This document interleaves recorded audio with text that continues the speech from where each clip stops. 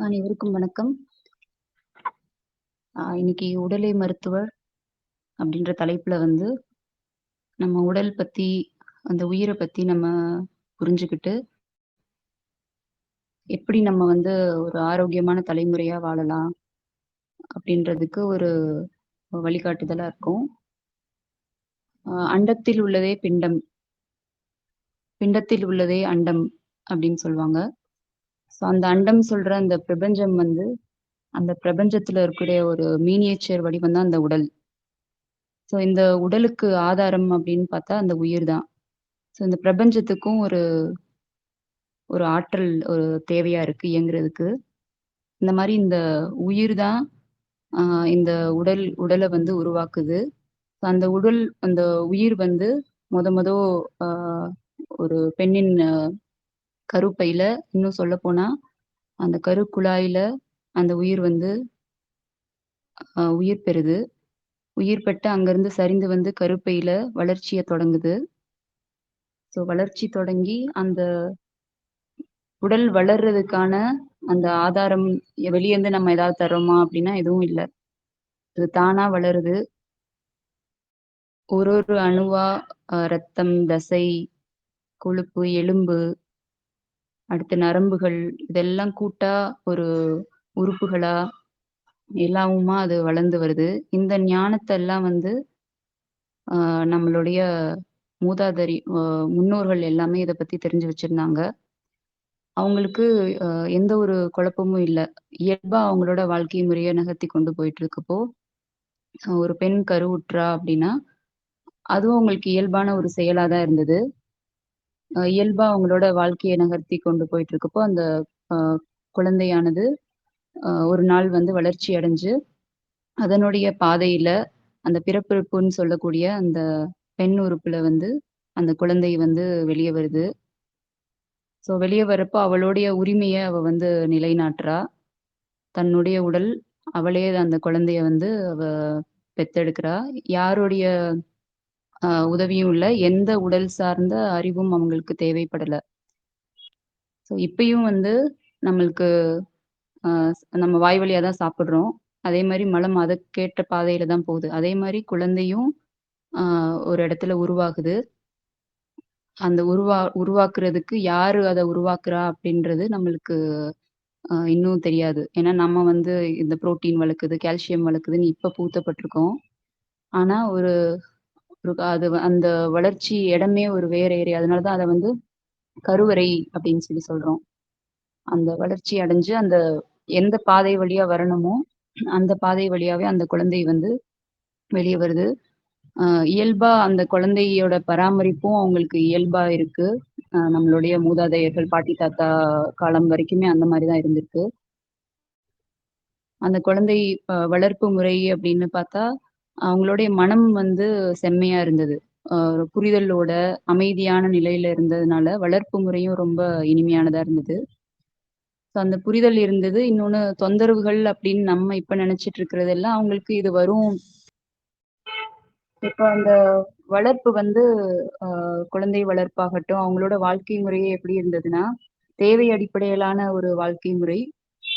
ஆ இன்னும் சொல்லப்போனா அவங்களோட அந்த புரிதல் வந்து அவங்கள சரியான செயல்கள செய்ய வச்சுது. ஸோ இதனால அந்த குழந்தையின் பிறப்பும் ஒரு சுகமானதா இருந்தது. வாழ்க்கை முறையும் சுகமானதா இருந்தது. இன்னும் அவங்களுடைய கடைசி காலம், இறப்பும் வந்து சுகமானதா எல்லாமே வீட்ல தான் நடந்தது. ஸோ இது வந்து ஆ எல்லா உயிர்களுக்கும் இந்த மாரி தான் ஒரு புரிதலோட நல்ல முறையில ஆ நடந்துட்டு இருக்கு. இப்போ சிக்கல் எங்க வருதுன்னா, நம்மளுக்கு கொடுக்கப்பட்ட அறிவு. இப்ப நவீனம் அப்படின்ற பேர்ல வந்து நம்மளுக்கு ஒரு அறிவு குடுக்கப்பட்டிருக்கு. அது வந்து நம்மளுடைய பழைய அந்த மரபு வழி, இல்ல இத்தன நாள் வரை இருந்த அந்த மரபு முறைய, பழக்கவழக்கங்கள எல்லாத்தையும் சிதைச்சுட்டு, நம்மள வந்து ஒரு அறியாமை நிலையில தான் நம்மள வச்சுட்டுருக்காங்க. எத பார்த்தாலும் பயம் காட்டிக்கிட்டு, நோய் பத்தின பயம், ஆ மரண பயம், நம்மளோட உரிமைகள் எல்லாத்தையும் மறைக்கிறாங்க. இப்போ உரிமை இந்த குழந்தை தானா அ பிறக்குது, வளர்க்கிறது எல்லாமே நம்மளுடைய உரிமை. ஆனா இது இது வந்து இப்பயும் இதே நிலைமை தான் நம்மளுக்கு இருக்கு. அந்த உரிமைகள்லாம் அப்படியே தான் இருக்கு. ஆனா, அதெல்லாம் வந்து மறைக்கப்பட்டு இருக்கு. இப்ப நம்மளோட அறிவு என்ன பண்ணுதுன்னா, ஓ இதெல்லாம் தவறு. இது இங்க செய்யக்கூடாது. ஆ இது வந்து அ மருத்துவமனைக்கு தான் போகணும். இல்ல ஏதாவது உடலுக்கு வந்து தொந்தரவு வந்துரும். அங்க போனா அப்படின்னு நம்மளோட அறிவுனால தான் நம்ம வந்து அ இன்னொரு இடத்துக்கு போற மாரியும், இன்னொன்னு இது தவறு, சட்டப்படி குற்றம் அப்படின்னு சொல்லி தவறான புரிதல்கள் குடுக்கறதுனால, அது அந்த உரிமையும் நம்மளோடது இல்ல அப்படின்றத மாரி தான் ஒரு புரிதலோட தவறான ஒரு புரிதலோட தான் இருக்கும். ஆனா உரிமைகள்லாம் அப்படியே தான் இருக்கு. ஏன்னா அந்த காலத்துல இருந்து ஆ எப்படி அந்த உயிரினங்கள்லாம் வளர்ந்ததோ, மனித இனமும் எப்படி பிறந்து, வளர்ந்து ஆ ஒ தன்னோட வாழ்க்கை முறைய இங்க கழிச்சுட்டு போச்சோ, அதே மாரி தான் இப்பயும் நம்மளுக்கும் நடக்குது. அதே மாரி தான் ஆ நம்மளோட செயல்பாடுகள் எல்லாமே இருக்கு. ஆனா வந்து புரிதல் இல்லாததுனால நம்ம தவறான செயல்களா செஞ்சுட்டுருக்கோம், இப்போ நவீன காலத்துல. அப்போ எல்லா உயிரினங்களும் வந்து அந்த இனப்பெருக்கத்துக்காக தான் எல்லா உயிரினங்களும் ஆ ஒரு உயிரினங்கள்லாம் பார்த்தீங்கன்னா, இயல்பாவே ஆ தன்னோட அந்த ஆணும், பெண்ணும் வந்து அந்த அந்த அந்த விந்துவ வந்து என்ன பண்ணுதுன்னா, ஆ புறச்சூழல்லயே விட்டுருது. ஆ அது வந்து இணஞ்சு ஆ குழந்தை வந்து உருவாகிட்டு இருக்கு. அதோட அடுத்த தலை சந்ததி வந்து உருவாகுது. பவளப்பாறை அந்த மாதிரி ஒரு உயிரினங்கள்லாம். அப்படி புறச்சூழல்லயே அவ்ளோ அழகா அது சேருமா, சேராதா அந்த குழப்பமே இல்லாம அவ்ளோ இயல்பா உயிரினங்கள் வந்து அ இந்த உலக வாழ்க்கையில அது பாட்டு இருந்துட்டு இருக்கப்போ, மனித இனம் மட்டும் அ குழந்தையின்மை, அ அ குழந்தை வந்து பிறக்காது. இது யாராவது வந்து ஒரு முயற்சி ஏதாவது ஒண்ணு செய்யணும். வெளிய இருந்து ஒரு பொருள் சார்ந்து ஏதாவது இருக்கணும். மருந்துகள் சாப்பிடணும். வெளிய இருந்து நம்ம சினை, முட்டை எடுத்து டெஸ்ட் டியூப் பேபி இந்த மாரி ஒரு குழப்பத்துக்குள்ள வந்து உள்ளாயிட்டு இருக்கோம். இப்போ எப்படி வந்து இந்த ஆற்றல் வடிவம் அந்த உயிர்ன்னு சொன்னோம் இல்லையா? அந்த ஆற்றல் வடிவமானது உடல்ல வந்து வளர்ந்து வருது. அப்போ எந்த உடலானது தகுதியுள்ளதா இருக்கோ, அந்த இடத்துல வந்து தானே வந்து அந்த உயிர் வந்து பிறக்கப் போகுது. இதுக்கு நம்ம வெளிய இருந்து எதுவும் பண்றதுக்கு இல்ல. அந்த ஆற்றலுடைய நம்ம உடல்ல இருக்கக்கூடிய அந்த ஆற்றலோட சுழற்சியே வந்து ஆ நம்மளுக்கு கிடைக்க எந்த மாதிரி பொருட்கள் நம்மளுக்கு உடலுக்கு தேவை அப்படின்னா, இப்போ ஒரு ஆற்றல் தேவை எப்படி பூர்த்தியாகும்னா, காற்று வழியாக, நீர் வழியாக, உணவு வழியாக இந்த மாரி பூர்த்தியாகும். அந்த ஆற்றலோட ஆ சாரம் தான் வந்து நம்ம உடம்புல வந்து ரத்தமா உருவாயிட்டு இருக்கு தினம், தினம். அதுதான் வந்து புது, புது திசுக்களாவும், தசைகளாவும் மாறுது. அது கொழுப்பாவும் மாறுது. எலும்புகள் தேவையான இடத்துல வளருது. அப்புறம் நரம்பு மண்டலங்கள் மூளையா இருக்கு. அதோட எண்ட் பார்த்தீங்கன்னா, சுக்கிலம் சொல்லக்கூடிய பெண்ணின் கரு முட்டையாவும், ஆணின் விந்துவாவும் அது மாறுது. ஸோ அந்த எண்ட்ல வந்து அந்த சுழற்சி முடியுது. அந்த இடத்துல வந்து உயிர் வந்து இன்னொரு உயிர வளர்க்கக்கூடிய ஒரு தகுதி உள்ளதா அது மாறுது. ஸோ இவ்ளோ இந்த அற்புதமான ஒரு செயல் வந்து இத வந்து அறிஞ்சு நம்ம முன்னோர்கள் இதெல்லாம் அறிஞ்சு வச்சிருந்திருக்காங்க. அதுவும் இப்பயும் அதே மாரி தான் நடந்துட்டு இருக்கு. இங்க வந்து வெளிய இருந்து நம்ம வந்து செய்றதுக்குன்னு எதுவுமே கிடையாது. ஸோ அப்போ அந்த பேறுக பெ அ குழந்தையின்மை அப்படின்னு சொல்றதெல்லாம் ஒரு தொந்தரவே இல்ல. நம்ம ஆனா தொடர்ந்து நம்மளுக்கு குழந்தை இல்ல, எப்படி பொறக்கும்? அப்போ அ அந்த ஒரு குறைபாடா தான் இப்ப இருக்கு. இது ஒரு நோயா நம்ம வந்து பார்க்க தேவையில்ல. இப்போ அந்த அ பேறுகால தொந்தரவுகள் அப்படின்னு சொல்லி ஒரு தலைப்பு இருக்கு. ஸோ அது ரிலேட்டடா சில விஷயங்கள். இப்போ அந்த பேறுகால நேரத்துல வந்து ஒரு கரு வந்து உருவாகி, ஆ அந்த பெண்ணுடைய உடல் வந்து தகுதியுள்ளதா அந்த உயிர் வந்து மாற்ற ஆரம்பிக்கும். அப்போ அந்த பெண்ணுக்கு வந்து சில தொந்தரவுகள் ஏற்பட ஆரம்பிக்கும். ஆ அது வந்து அந்த உடலுடைய தகவமைப்பு வேலை. அப்போ வந்து ஒரு வாந்தியாவோ, அத மசக்கை அப்படின்னு சொல்றாங்க. இதுக்கெல்லாம் வந்து நம்ம அ இதுக்கெல்லாம் ஒரு தொந்தரவு அப்படின்ட்டு இதுக்காக நம்ம ஏதாவது பண்ணணுமா அப்படின்னா எதுவும் இல்ல. ஏன்னா அந்த உடல் வந்து அப்படிதான் தன்னை தகவமைச்சுக்குது. ஸோ அந்த வாந்தியாகட்டும், வேற ஏதாவது தொந்தரவாகட்டும், அதெல்லாம் வந்து உடல்ல வந்து இயல்பாவே ஏற்படக்கூடியதா இருக்கு. அதுக்கப்புறம் அ ரத்தப்போக்கு பேறுகால நேரங்கள்ல ரத்தப்போக்கு ஏற்படுது. சில பேருக்கு பீரியட்ஸ் ந அ பேறுகால நேரத்திலேயே வந்து பீரியட்ஸாவே அ இருக்கு.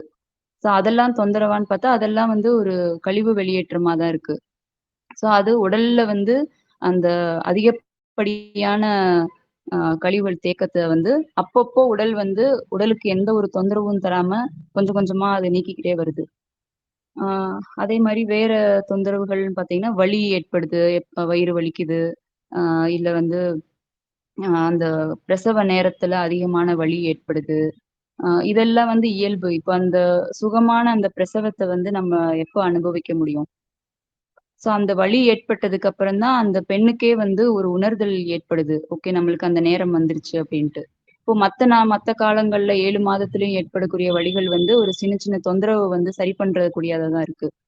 அப்ப இந்த வலிகள், ஆ இந்த வாந்தி, மயக்கம் இதெல்லாம் வந்து உடல் வந்து எத அறிவுறுத்துது அப்டின்றத நம்ம புரிஞ்சுக்க வேண்டியதா இருக்கு.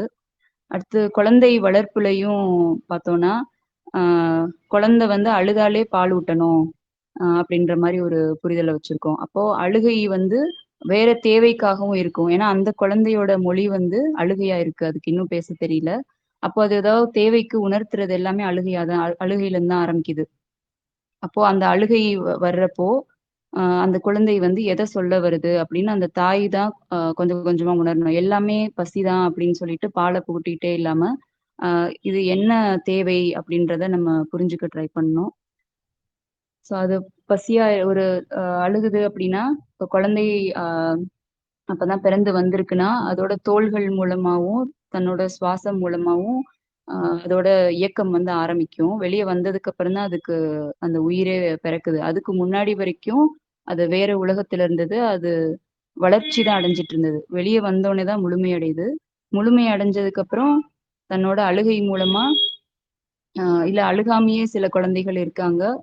இந்த பசி, தாகம், ஓய்வு, தூக்கம் இதெல்லாம் வந்து அந்த குழந்தை வந்து அவ்ளோ அழகா பண்ணும். தனக்கு தேவை இருக்கு அப்டின்னா அது சொல்லும். அப்ப அதுக்கு வா வாயில தொட்டு நம்ம நீர் வைக்கலாம். தண்ணி தேவையா இருந்தா குடிக்கும். இல்லன்னா திரும்பி அழுவும். அப்ப நம்ம பசி அப்டின்றத புரிஞ்சுக்கலாம். ஆனா அழுகுற எல்லா சமயங்களுமே வந்து அ அது வந்து பசியா தான் இருக்கும் அப்படின்னு நம்ம தவறுதலா புரிஞ்சுக்க தேவையில்ல. அப்புறம் தேவையான ஓய்வு அந்த குழந்தை அவ்வளோ அழகா எடுத்துக்கும். அ ஓய்வு எடுத்துக்கும். அதுக்கப்புறம் வந்து தூங்கும் நல்லா. அந்த தூக்கத்த டிஸ்டர்ப் பண்ணி எழுப்பி, இவ்ளோ இவ்ளோ நேரம் ஆயிருச்சு. இவ்ளோ நேரத்துல நம்ம ஊட்டணும் அப்படின்ற மாரி நம்ம போக தேவையில்ல. அந்த குழந்தை திரும்பியும் எப்ப எந்திரிக்குதோ, அது தேவை இருந்தா அது கேட்கும். அப்ப தண்ணி தொட்டு வைக்கலாம். அது இல்லன்னா நம்ம அழுகுதுன்னா அப்புறம் பால் ஊட்டலாம். அதே மாரி வளர்ப்பும் பார்த்தீங்கன்னா, ஆ ஒரு நம்ம எப்படி முன்னாடி வந்து நம்ம மனம் சார்ந்த ஒரு ஒரு வாழ்வியலா இருந்தது. அந்த வாழ்வியலுக்குள்ள நம்ம வர பார்க்கணும். இப்ப இருக்கிற நடைமுறையில பணம் சார்ந்து நம்ம போயிட்டே இருக்கிறப்போ, நம்மளுக்கு எது தேவை, தேவையில்லைன்ற ஒரு குழப்பத்துல, அ எப்பயுமே வந்து பொருள் அடிப்படையிலேயே போயிட்டே இருப்போம். அப்போ அந்த குழந்தை வளர்ப்புல வந்து புரிதல் தான் அதிகமாகணும். ஆ குழந்தை வந்து அ உடல் சார்ந்த தொந்தரவாகட்டும், மனம் சார்ந்து நம்ம வளர்ப்பிலேயே வந்து எனக்கு ரொம்ப சிரமம் குழந்தைய பார்த்துக்க முடியல. இப்போ எல்லாரும் இந்த மாரி ஒரு இதான் எப்படி பெத்துக்கிறது? எப்படி அத வளர்க்கிறது? ஒரு ஒரு விஷயத்துக்கும் வந்து நம்ம டவுட்டா கேட்டுட்டு இருக்கோம். ஆனா தேவை அப்படின்ற அந்த அடிப்படையில வந்துட்டோம்னா, அது வந்து ரொம்ப எளிமையா இருக்கும். இப்போ இந்த மாதிரி சமூகங்கள் கூட இயற்கை வாழ்வியலோட இருக்கிற சமூகங்கள் கூட நம்ம பயணிக்கிறப்போ, அ அவங்க கிட்ட இருந்து நம்ம சில விஷயங்கள் கத்துக்கலாம். நம்ம அவங்களுக்கு நெறைய சொல்லி தரலாம். இந்த மாரி ஒரு நாலேட்ஜ் ஷேரிங் பேஸ்ல நம்ம குழந்தை வளர்ப்பு இருக்கிறப்போ, அது வந்து சிறப்பானதா இருக்கும். இப்போ இந்த மாதிரி அ இந்த வாழ்க்கை முறைய வந்து நம்ம புரிஞ்சுக்கணும்னு நெனைக்கிறோம். ஆனா நம்மளுக்கு தடையா இருக்கிறது எது அப்படின்னு பார்த்தா, இந்த நோய் பற்றிய பயம்.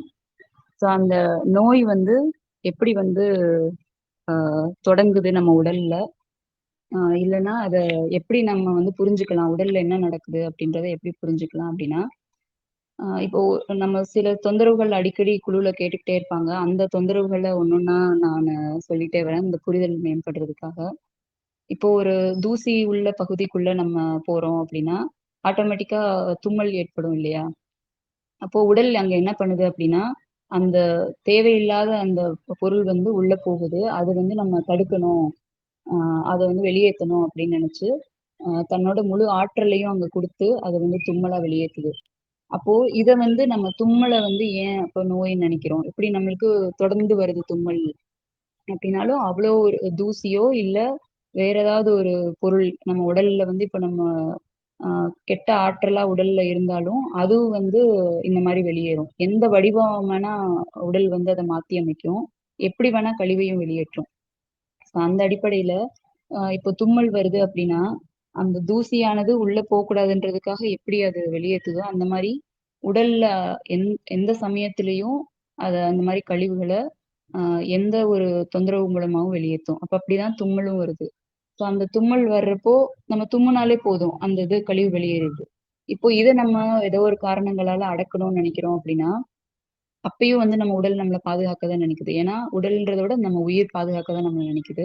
அப்போ அந்த உயிரானது அ நம்ம உடல்ல இருக்கக்கூடிய அந்த சைனஸ் அப்படின்ற ஒரு பகுதியில அ ஒரு ஈரத்தன்மையுள்ள ஒரு இடம் இருக்கு.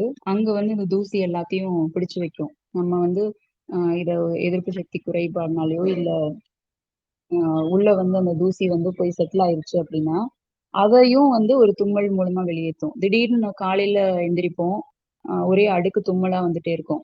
அந்நேரம் தூசி இல்ல, எதுவும் இல்ல. ஏன் இப்படி வருது? எனக்கு ஏதோ தொந்தரவோ அப்படின்னு நெனைப்போம். இல்ல குழந்தைகளுக்கே அந்த மாரி ஏற்படலாம்.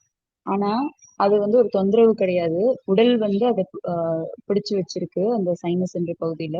அங்கருந்து அது வந்து வெளியேத்துது. அது தொடர் தும்மலா வர்றப்போ, ஓகே நம்ம உள்ள இருக்க கழிவு பொருள் வெளிய வந்துருச்சு அப்படின்னு நம்ம சந்தோஷம் தான் பண்ணணும் தவிர, அதுக்காக பயப்பட தேவையில்ல. இப்போ இதே இந்த பொருள் வந்து இப்போ தொடர்ந்து ஏதோ மருந்துகள் பயன்பாடோ, இல்ல ஏதோ ஒரு சிக்கல்னால, வாழ்வியல் சிக்கல்னால அது உடலுக்குள்ள போயிருது அப்படின்னா, அது நுரையீரல் பகுதியில ஒரு துகள் ஒரு துகளா உள்ள போகும். இப்ப நுரையீரலோட வேலை என்ன அப்படின்னா இங்க, அ அது வந்து காத்து பிடிக்குது. காத்து பிடிச்சு நல்ல அந்த காத்த வந்து சுத்தம் படுத்துது, வெளியேத்துது. இந்த மாரி ஒரு வேலையில தான் இருக்கு. இப்போ இது நுரையீரலுக்குள்ள போறப்போ, நம்ம உடலானது இப்பயும் ஒரு பாதுகாப்பு சிஸ்டத்த ஏற்படுத்துது.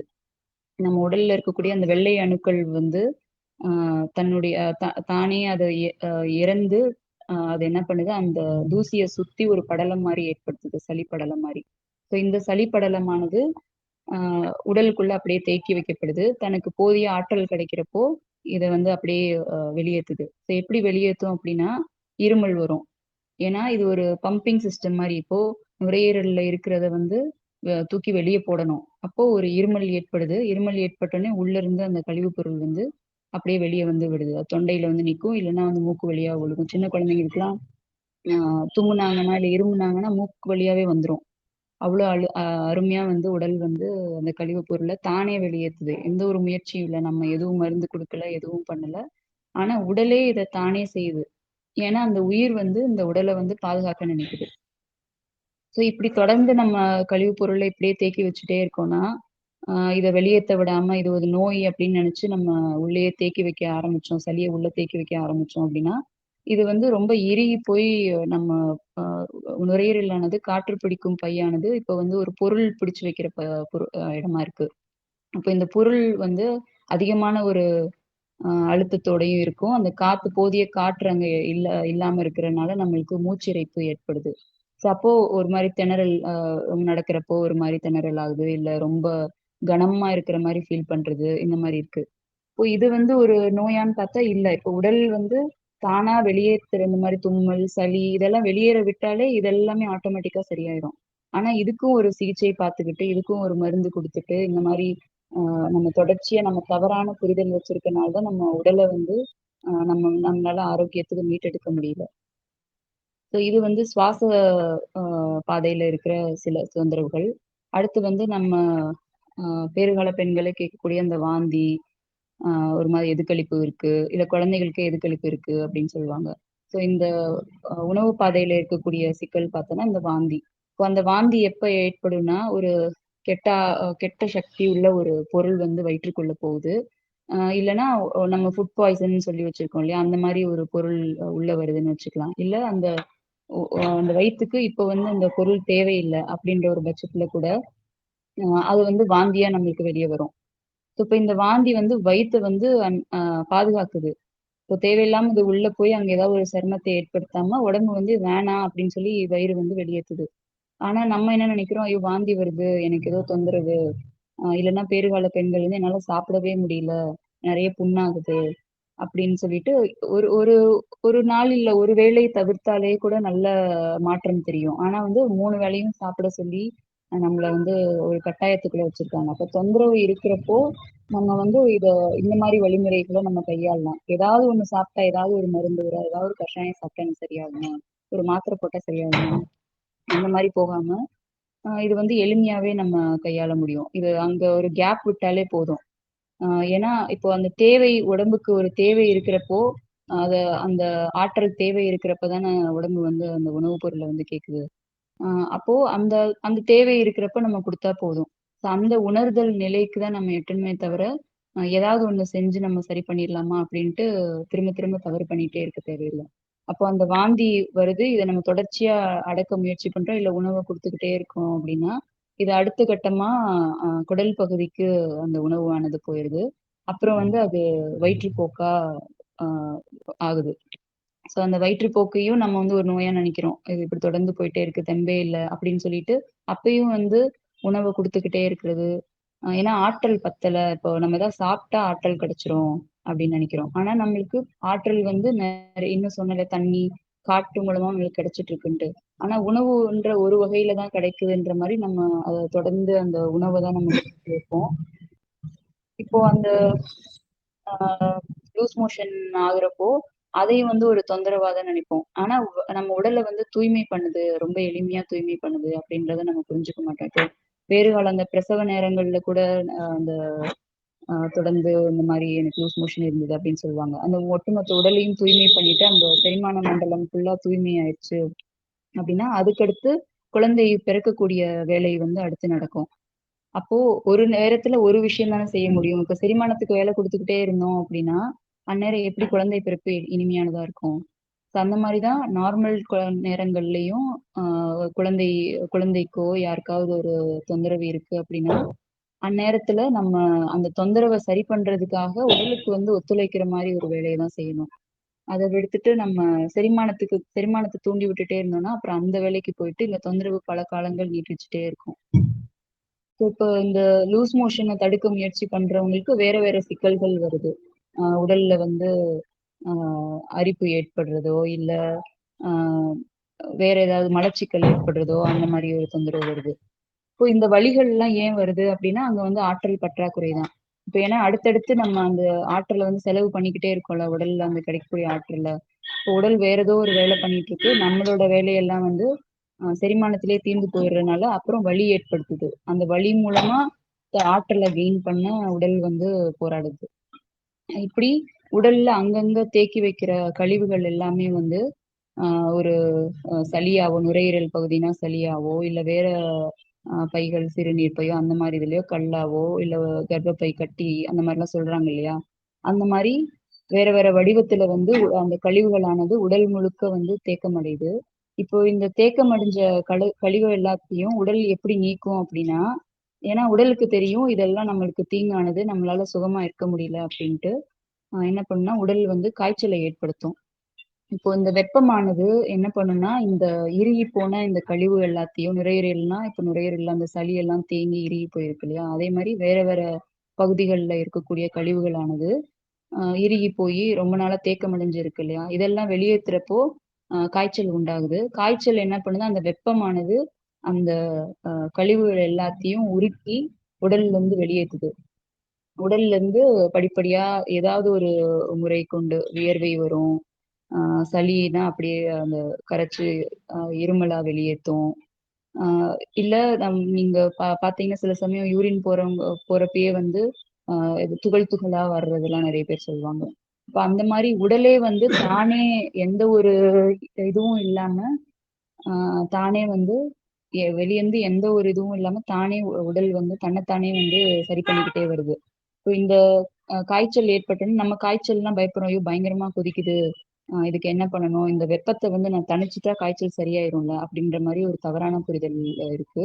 இதுக்காக நெத்தியில ஏதாவது துணி போடுறது, இல்ல குளிர்ச்சியா இருக்கணுன்றதுக்காக உடம்ப வந்து த குளிக்க வைக்கிறது, எண்ணெய் தடவுறது, நெறைய தேவையில்லாத வேலைகள் பண்றாங்க. அப்போ அந்த காய்ச்சல் ஏன் வந்தது? அப்படின்ற முதல் புரிதல் வேணும்.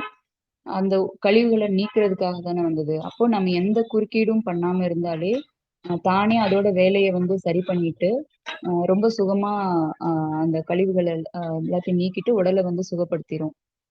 இப்போ இந்த இந்த மாரி வேற தொந்தரவு பார்த்தா, இப்ப கட்டி சொன்னேன் இல்லையா? இப்ப அந்த கட்டியெல்லாம் எப்படி உருவானது? கொஞ்சம் கொஞ்சமா உடல்ல வந்து எப்படி அது உருவானது? அப்போ அந்த உருவானது தானே அது கரைஞ்சும் போக தெரியாதா? நம்ம வந்து இந்த சீரான வாழ்க்கை முறைக்கு வர்றப்போ, தானே அது கரைஞ்சும் போகும் இல்லையா?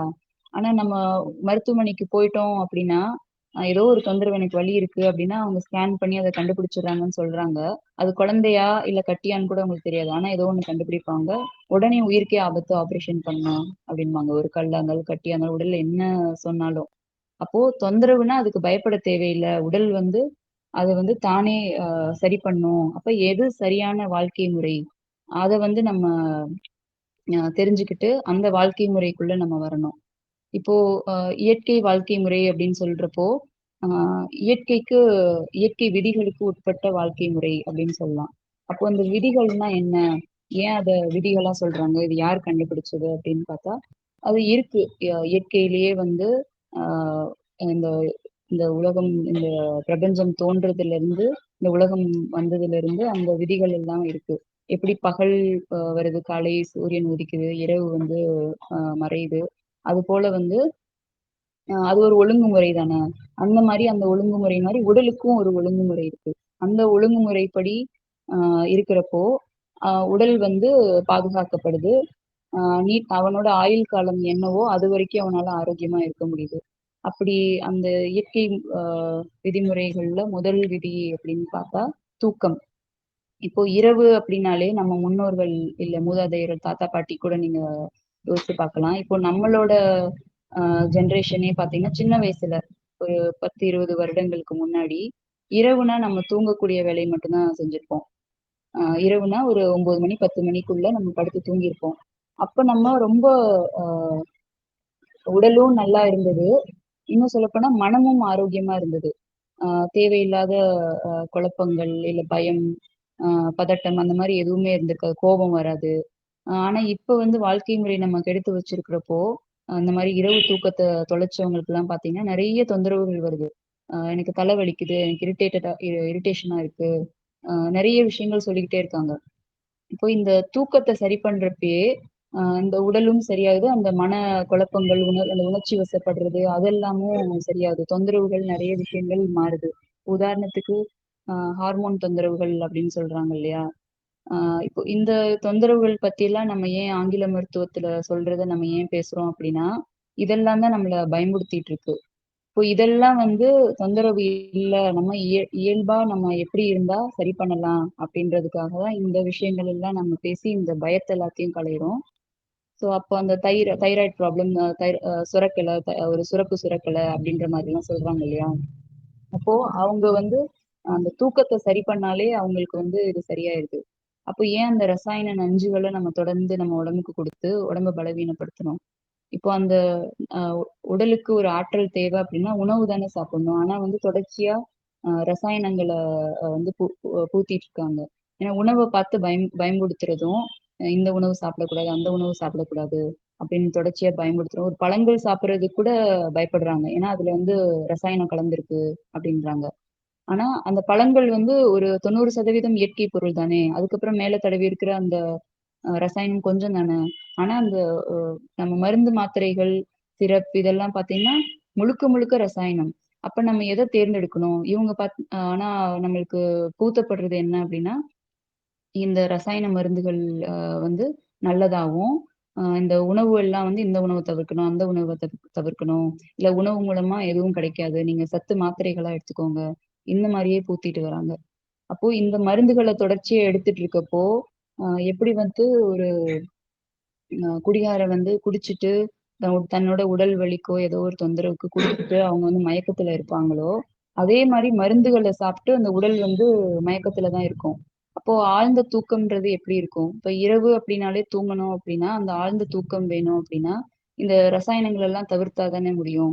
அப்போ இந்த ரசாயனங்கள்லாம் தவிர்த்து அவங்க இரவு நேரம் நேரமா படுக்கணும் அப்படின்னா, இதுல இந்த நடைமுறை எப்படி சாத்தியமாகும்? அப்படின்னு நெறைய பேர் கேட்கறாங்க. இப்போ அ நம்ம தூங்கணும் அப்படின்ற ஒரு முடிவு பண்ணிட்டாலே, அதுக்கு ஏத்த மாரி செயல்பாடுகள் மாறும். நம்ம அந்த முடிவு பண்றதே இல்ல. இப்போ 9 மணிக்கு நம்ம தூங்கணும்னு முடிவு பண்ணோம்னா, அப்ப எத்தன மணிக்கு சாப்பிடணும்? ஒரு 7, 8 மணிக்குள்ள சாப்பிட்டு முடிக்கணும். அதுவும் பசி இருந்தா. அப்போ அப்படி சாப்பிடுறப்போ, நம்ம செரிமானம் மட்டும் செரிமான வேலை எல்லாத்தையும் முடிச்சுட்டு, நம்ம உடல் வந்து தூங்குறதுக்கான எல்லா ஏற்பாடும் செய்யும். தானா ஆட்டோமேட்டிக்கா நம்ம தூங்குவோம். ஆனா நம்ம தூங்கணும் அப்படின்ற ஒரு விருப்பத்தையும் வைக்கிறது இல்ல. குழந்தைகளும் நம்ம பாட்டுக்கு டிவி, சீரியல் பாக்க, இல்ல ஏதாவது ஒரு வேலைய பண்ணிட்டு இருக்க, குழந்தைங்களும் முழிச்சுட்டு இருக்காங்க. அப்போ அவங்களோட உடல் வளர்ச்சி, மன வளர்ச்சி எல்லாமே வந்து கொஞ்சம் கொஞ்சமா பாதிக்கப்பட்டே வருது. இது நம்மளா இந்த தூக்கத்த சரி பண்ணா போதும். அப்போ இந்த இன்னும் சில விஷயம் உடல் வந்து ரொம்ப வெப்பமாகுது அப்படின்னு சொல்லிக்கிட்டே இருப்பாங்க. பெண்கள் கூட பேறுகால பெண்கள் கூட சொல்லுவாங்க. ரொம்ப வெப்பமா இருக்கு அப்படின்ட்டு. அப்போ அந்த உடல் வந்து அந்த வெப்பத்த தணிக்கிறதுக்காக நான் வந்து எண்ணெய் தடவுறேன். இல்ல ஏதாவது ஒரு இளநீ குடிக்கிறேன். ஏதாவது ஒரு முறைய சொல்லிக்கிட்டே இருப்பாங்க. டெய்லி காலையில எந்திரிச்சு குளிக்கிறேன் அப்படின்ட்டு இருப்பாங்க. இதெல்லாம் வந்து வெளிப்புறமா நீங்க செய்ற தேவையில்லாத வேலை. செயற்கை அப்டின்னே சொல்லலாம். ஆனா, இரவு நேரம் நீங்க தூங்குனாலே, உடல் உறுப்புகள் எல்லாமே குளிர்ச்சி அடையுது. அப்போ அந்த இயற்கையாவே அந்த குளிர்ச்சி தன்மைக்கு அந்த நிலவோட குளுமையில அந்த உடல் உறுப்புகளும், அந்த தூங்குறப்போ முழுமையா உடல் உறுப்புகள் வந்து குளிர்ச்சி அடையறனால, அவங்க உடல் வந்து இயல்பான ஒரு நிலைமையில இருக்கு. ரொம்ப ஆரோக்கியமா இருப்பாங்க. இப்போ நீங்க நம்ம என்ன நெனைக்கிறோம், வெளிப்புறமா நம்ம ஏதாவது செஞ்சு சரி பண்ணிக்கலாம். மருந்த தான் நம்ம தவிர்த்துட்டோம்ல. நம்ம வந்து அ இந்த மாரி இயற்கையான பொருட்கள் வச்சு நம்ம சரி பண்ணிக்கலாம் அப்படின்னு நினைக்கிறோம். இயற்கை அப்படின்னா, இந்த உடல பொறுத்தவரைக்கும், அந்த உடல்ல நம்ம செய்யக்கூடிய விஷயங்கள் தான் இயற்கை. இயற்கை விதிக்கு உட்பட்டது அப்படின்னா, போய் காட்டுக்குள்ள வாழ்றது, இல்ல இயற்கை பொருட்கள பயன்படுத்துறது அப்படி இல்ல. இந்த இயற்கை விதிக்கு உட்பட்டு இந்த உடல அமைச்சுக்கிறது தான் இயற்கை. அப்போ இயல்பா இரவுன்னா தூங்கிட்டோம் அப்படின்னாலே, உடல் வந்து அந்த குளுமை தானா அடையுது.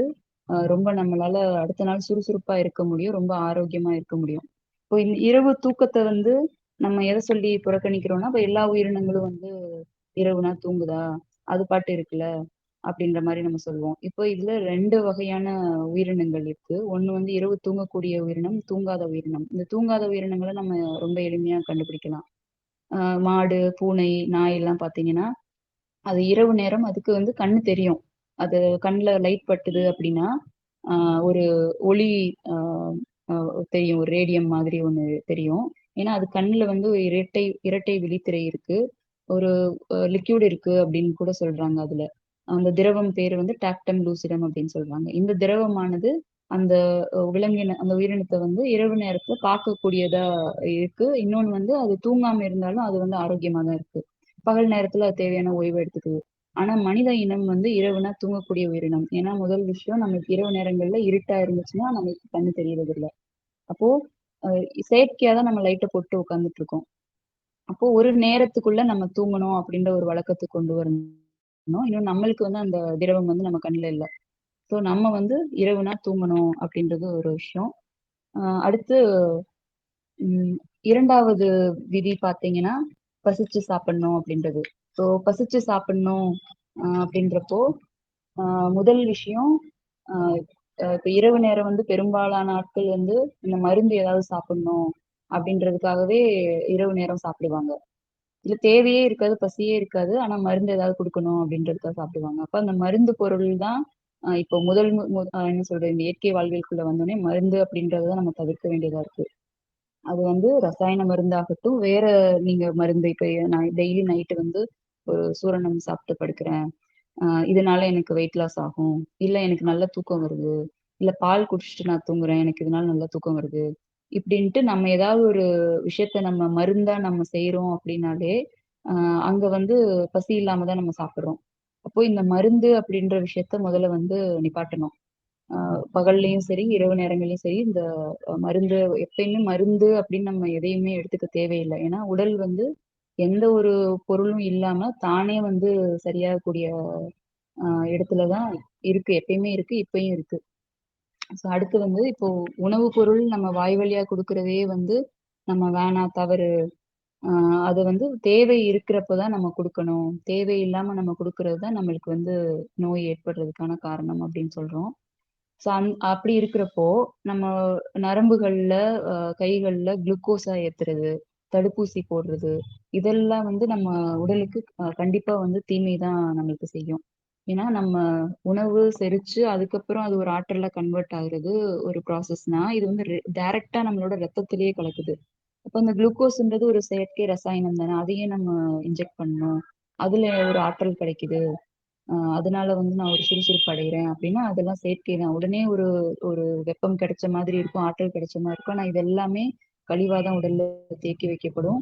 நம்ம கல்லீரல் இதெல்லாம் வெளியேத்துறதுக்கு ரொம்ப சிரமப்படும். இப்ப இந்த ரசாயனங்கள தடுப்பூசி இன்னொன்னு. அது வந்து ஒரு எதிர்ப்பு சக்திய அதிகப்படுத்தும் அப்படின்னு சொல்லி தொடர்ந்து சொல்லிட்டே இருக்காங்க. கொரோனா காலகட்டத்திலேயே நம்ம பார்த்துருப்போம்.